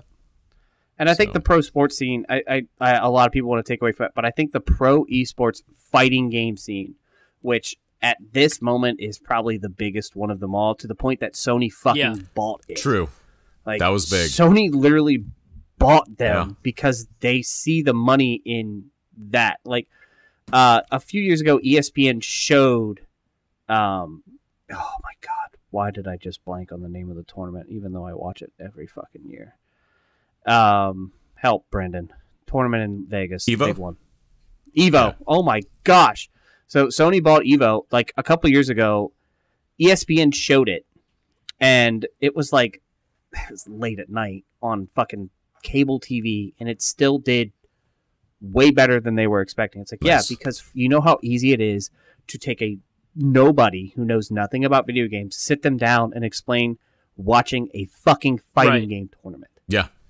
There is a life bar at the top. There are counters right here for wins and losses. There's another counter up here for this matched wins and losses. This number gets to this, they win. Boom. Done. Easy. I'm fucking watching this because this is kind of cool. That is, fighting games are going to be the thing that gets the modern person to see esports as a real thing. You're not wrong, and I feel like the reason why they're succeeding so well now compared to the 90s, because in the 90s, that was the initial golden era of fighting games, because not even because of quality, it was mainly because of quantity. Like, everywhere you turn, there's another fighting game. Some were great, some were okay, some were abysmal. And I think that was part of the reason why there was sort of a fizzling out going into the new millennium. Like, you still had the Stray Tekken game or Soul Calibur game come out here and there, but they were very spread apart. Mortal Kombat went dormant for like 5 years between 4 and Deadly Alliance. Street Fighter didn't know what the fuck after Street Fighter 3. No, Street Fighter was fucking confused after 3. It took forever to come back. Like, they had the Capcom vs. SNK games, which are good, but then they had, I think it was like Fighting Evolution or something like that, that just like bombed hard. And so the thing is, with modern fighting games, especially post Street Fighter 4 and to an extent Street Fighter 5, the current Mortal Kombat games, the Injustice games, Dragon Ball Fighter Z, King of Fighters, all these coming back, they're treating the gameplay much more seriously. Because back in the 90s, hey, we had these cool looking sprites that can jump around the screen and hit each other, and here's your hitbox, and da-da-da-da-da. And that was it. Nobody gave two fucks about like how accurate the frame data was, or, juggles, whether or not they would actually work in this environment with this character, and things like that. Even things like me that I don't think too much about, know about. And so it was definitely quantity over quality back then, but now you have people treating it almost like a very high-speed chess match. Like, you need to have that same mentality, but at a much, much faster pace, which is why, you hear stories of, like, fighting game competitors, like, quit because, like, it gives them, like, fucking heart issues because it gets so intense. Like, you wouldn't think that by seeing it. It's like, oh, well, you're not actually, like, in the game. You're just playing it. It's not just playing it anymore. Oh, bro, you have no idea how fucking intense it's very mental. Very, like, your reaction time needs to be, like, borderline and psychic. It's very easy to see that. Yes. And that's why I think you can take the common man and sit them down and if you want to really get the common person involved, have a fucking small camera on the hands of both persons just to see how fucking quick these inputs are coming. and how fast you have to react and how you have to understand each character. And I think that's why Sonic Fox, they are, to me, one of the most impressive pieces of all of this, because they aren't just good with one fucking character. I think they're great with at least 8 characters. Yeah. And they will beat you with any of them. Yeah. And you're just like, how the fuck do I match that? And it's intoxicating to watch. And if you've never watched professional esports fighting game tournaments, just Google one. Just look them up on YouTube. They're out there. And let me tell you, you will not be disappointed. And it's part of those. That's why I think I can't. So many people call Smash Brothers a fighting game. Even the creator of Smash Brothers doesn't call it a fighting game because it's not a fighting game. It's an arcade brawler. It doesn't have the same intensity that a normal fighting game has when it comes to input memorization and character uniqueness. It just isn't that. It's arcade. It's a brawler. Stop trying to make it a fighting game. Even the developer told you not to. Hell, even Nintendo tried to stop you from doing it. And then last year, when shit went to hell, and they were like, all right, we're going to do EVO Online. Oof. Oh my god, what the fuck is wrong with Smash? It's like, it's an arcade brawler. It's not meant for the infrastructure. I remember hearing about that. It's not good enough for online play. That game is not online play. But I don't know, Brandon, if you've ever read about how exquisite Guilty Gear Xrd's online infrastructure is. I've heard about it. It's absolutely fucking insane. I've heard about it. You need to read it. It's fucking the timing is nuts on that. The one guy I watch a lot on YouTube who's really detailed about that is Maximilian Dude. He definitely puts it all out there, all the technical aspects. His channel's fun and funny as fuck, but he will do real talk videos explaining why you hear so many people talk about rollback netcode. Someone like me who's a layman who doesn't really do online fighting games or online gaming much at all, just regular single player shit. A lot of it can be coming at me very fast, but then when you hear the specifics, oh yeah, if you have shitty netcode, that 8-frame delay on your 4K television can suddenly feel like a 16-frame delay, which doesn't sound like much. Oh, that's less than a second. No, that might as well just be an hour when you push that button, and when you need to block someone's attack or counter someone's attack, and they've already wiped the floor with you. And I've played some of the Mortal Kombat games where I can get moves down at a certain speed, but if you do it at just the wrong frame, that's it. You've lost. And I think that's why fighting games are making a big comeback, because people overlooked them so hard back then. It's it's just a niche thing. But when you realize just how intense they can be, so, but that's why I never really go online, because sometimes I just want to relax with a game. Right. No, I never go online. I'm not trying to get my ass beat by people who play this game. Hell no. Especially when I was younger, arcade scene, that was my shit. I won a fucking Virtua Fighter 3 regional tournament because all I fucking did was spend time at the arcade that was at the bowling alley that I was spent every day in, and all I would do is play Virtua Fighter 3 the entire day because a quarter went gangbusters for me. I got really good at it, entered a tournament at the local Toys R Us, won that tournament, went to a regional one, won that, and then did not show up for the next level because I didn't have an ability to get there, because that was the 90s. No one fucking paid you a ton of money to win those things. So it's just I don't have that time anymore to dedicate to being great at fighting games. Same. To the point that I have a rule, I don't pay $60 for fighting games anymore because I don't have the time to invest that I should. That's fair. I do still play them. I fucking love them to death, and they will always hold a special place in my heart, especially Mortal Kombat and Virtua Fighter, which is why when they do make a new Virtua Fighter, I might break my own rule because it's been so fucking long since I played Virtua Fighter. Now that games are $70 again. I'm okay with that. If your game's worth it, I'll pay $70. If your game's worth it, I'll pay $70. I don't give a shit. I don't care. It's funny though. I gotta send you a YouTube video afterwards that I saw today. Do you watch Matt McMuscles on YouTube? I watch this is how bad life has gotten for me. I either watch the reruns of Bruce Green's Twitch streams. I've been watching the best ofs for GTA role playing that have been going for 3 years, and there's 750 of them. Jesus. and that's it. So he did a video. He has a series called the Flophouse Files, and he did one. I think it was called "Remember When Sega Made Fighting Games," and it focuses mainly on Virtua Fighter, but he also goes into detail about a lot of the other offshoots in the 90s, including Fighting Vipers, and even when there was a fucking Sonic the Hedgehog fighting game. But he does bring up like the whole thing with Virtua Fighter and why it kind of like leveled off over time. And he talks about how Namco actually went headhunting and got people from AM2 to work on Tekken, and so Virtua Fighter and Tekken ended up becoming rivals with each other over time. And just like the more I listen to this, is very, very informative. I'm like, oh, okay, this suddenly makes a lot more sense. And of course, Sega. This was at the time when Sega was dying. Yeah, hardware wise, Sega was not like Sega has since. Let's be honest, the Sega of today is way different than the Sega of the late 90s. Oh like, yeah. The first off, there's one person that needs to be thanked for that, and it's the creative director for the Yakuza series. But Toshihiro Nagoshi, I think is his name. That dude, I don't know if you've ever heard the story. So this is after Shenmue, unsurprisingly, not surprisingly, fucking failed miserably for them, right? Toshihiro Nagoshi wanted to make essentially the same fucking game, except, let's be honest, way better.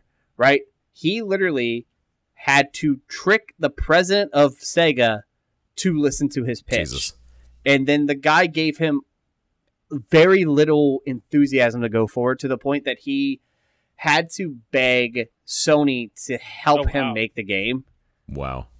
Which ended up paying off huge, because the Yakuza franchise is one of the most beloved things in the world, and Ryuga Gotoku Studios prints fucking money for Sega.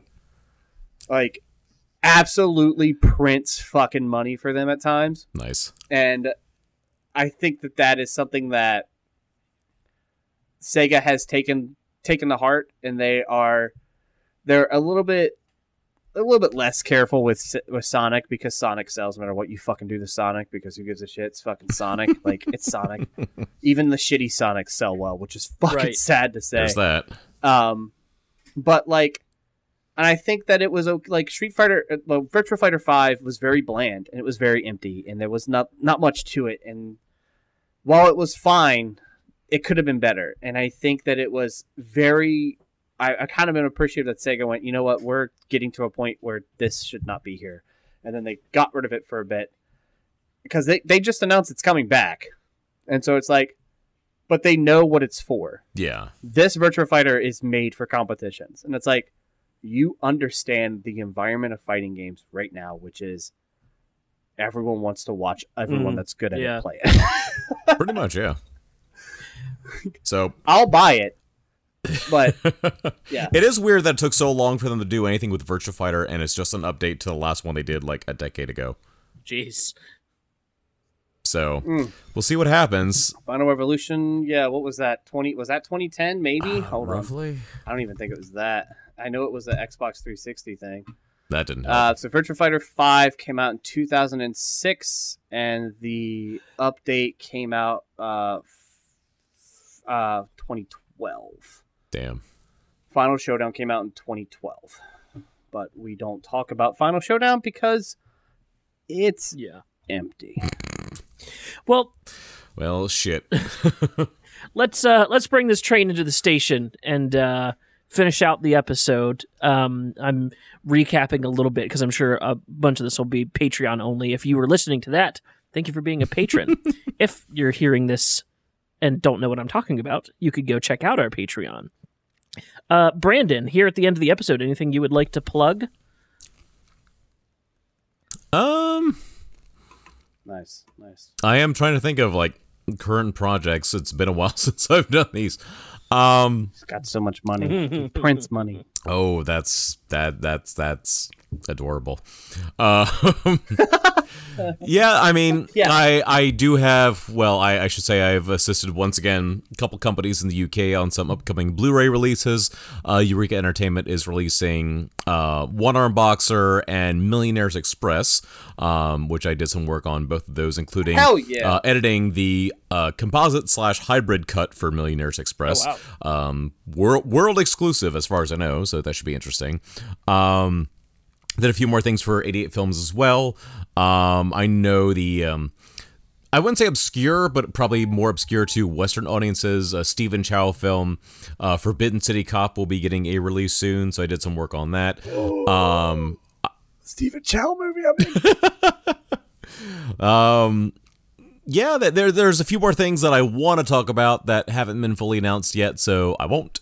But as always, for any updates, if Mike has not hijacked my Twitter is oldpangyao, OLDPANGYAU. I would say if you want to see any of my photography on Instagram, it's been a little dead lately, but hopefully I'll resuscitate that this year. The Instagram tag is @B2Pictures. That's the letter B, the number 2, and the word pictures. While I do technically have an Instagram account with the same handle as Twitter, I rarely use it. So Twitter's oldpangyao, Instagram is B2Pictures, and there you go. Nice. And then how about you, Mike? I ain't doing fucking nothing. So, yeah, 2020 was rough, dog. Yeah. I've been going to school and fucking working. Nice. So exciting. But you can yell at me about shit on Twitter. Again, that hashtag that is old Pang Yao. Nope, don't work anymore. Nope. No, it's Mike Spielman VA. That's Mike SPIELMAN VA. Come talk to me about shit. I'm bored, lonely, and sad. So if that's what you're into, go ahead. And It's follow definitely me. somebody's kink. Someone would be like, wow, I think you're hot. And I'm like, what are you talking about? Who are you? And they're like, man, that's sad boy shit. It just turns me on. I'm like, but I'm old. And they're like, still count it. I'm like, fucking Jesus Christ. And then I don't talk to anyone ever again because I'm awkward as shit. Well, I think that's going to do it for this episode. I appreciate the pitch. Pretty easy. Just use a lore character instead of inventing a new character. Sounds about right. Use an incompetent lore character instead of a non-lore incompetent character. That's going to do it for this episode of the Film Rescue Show. Thank you for listening, and good night.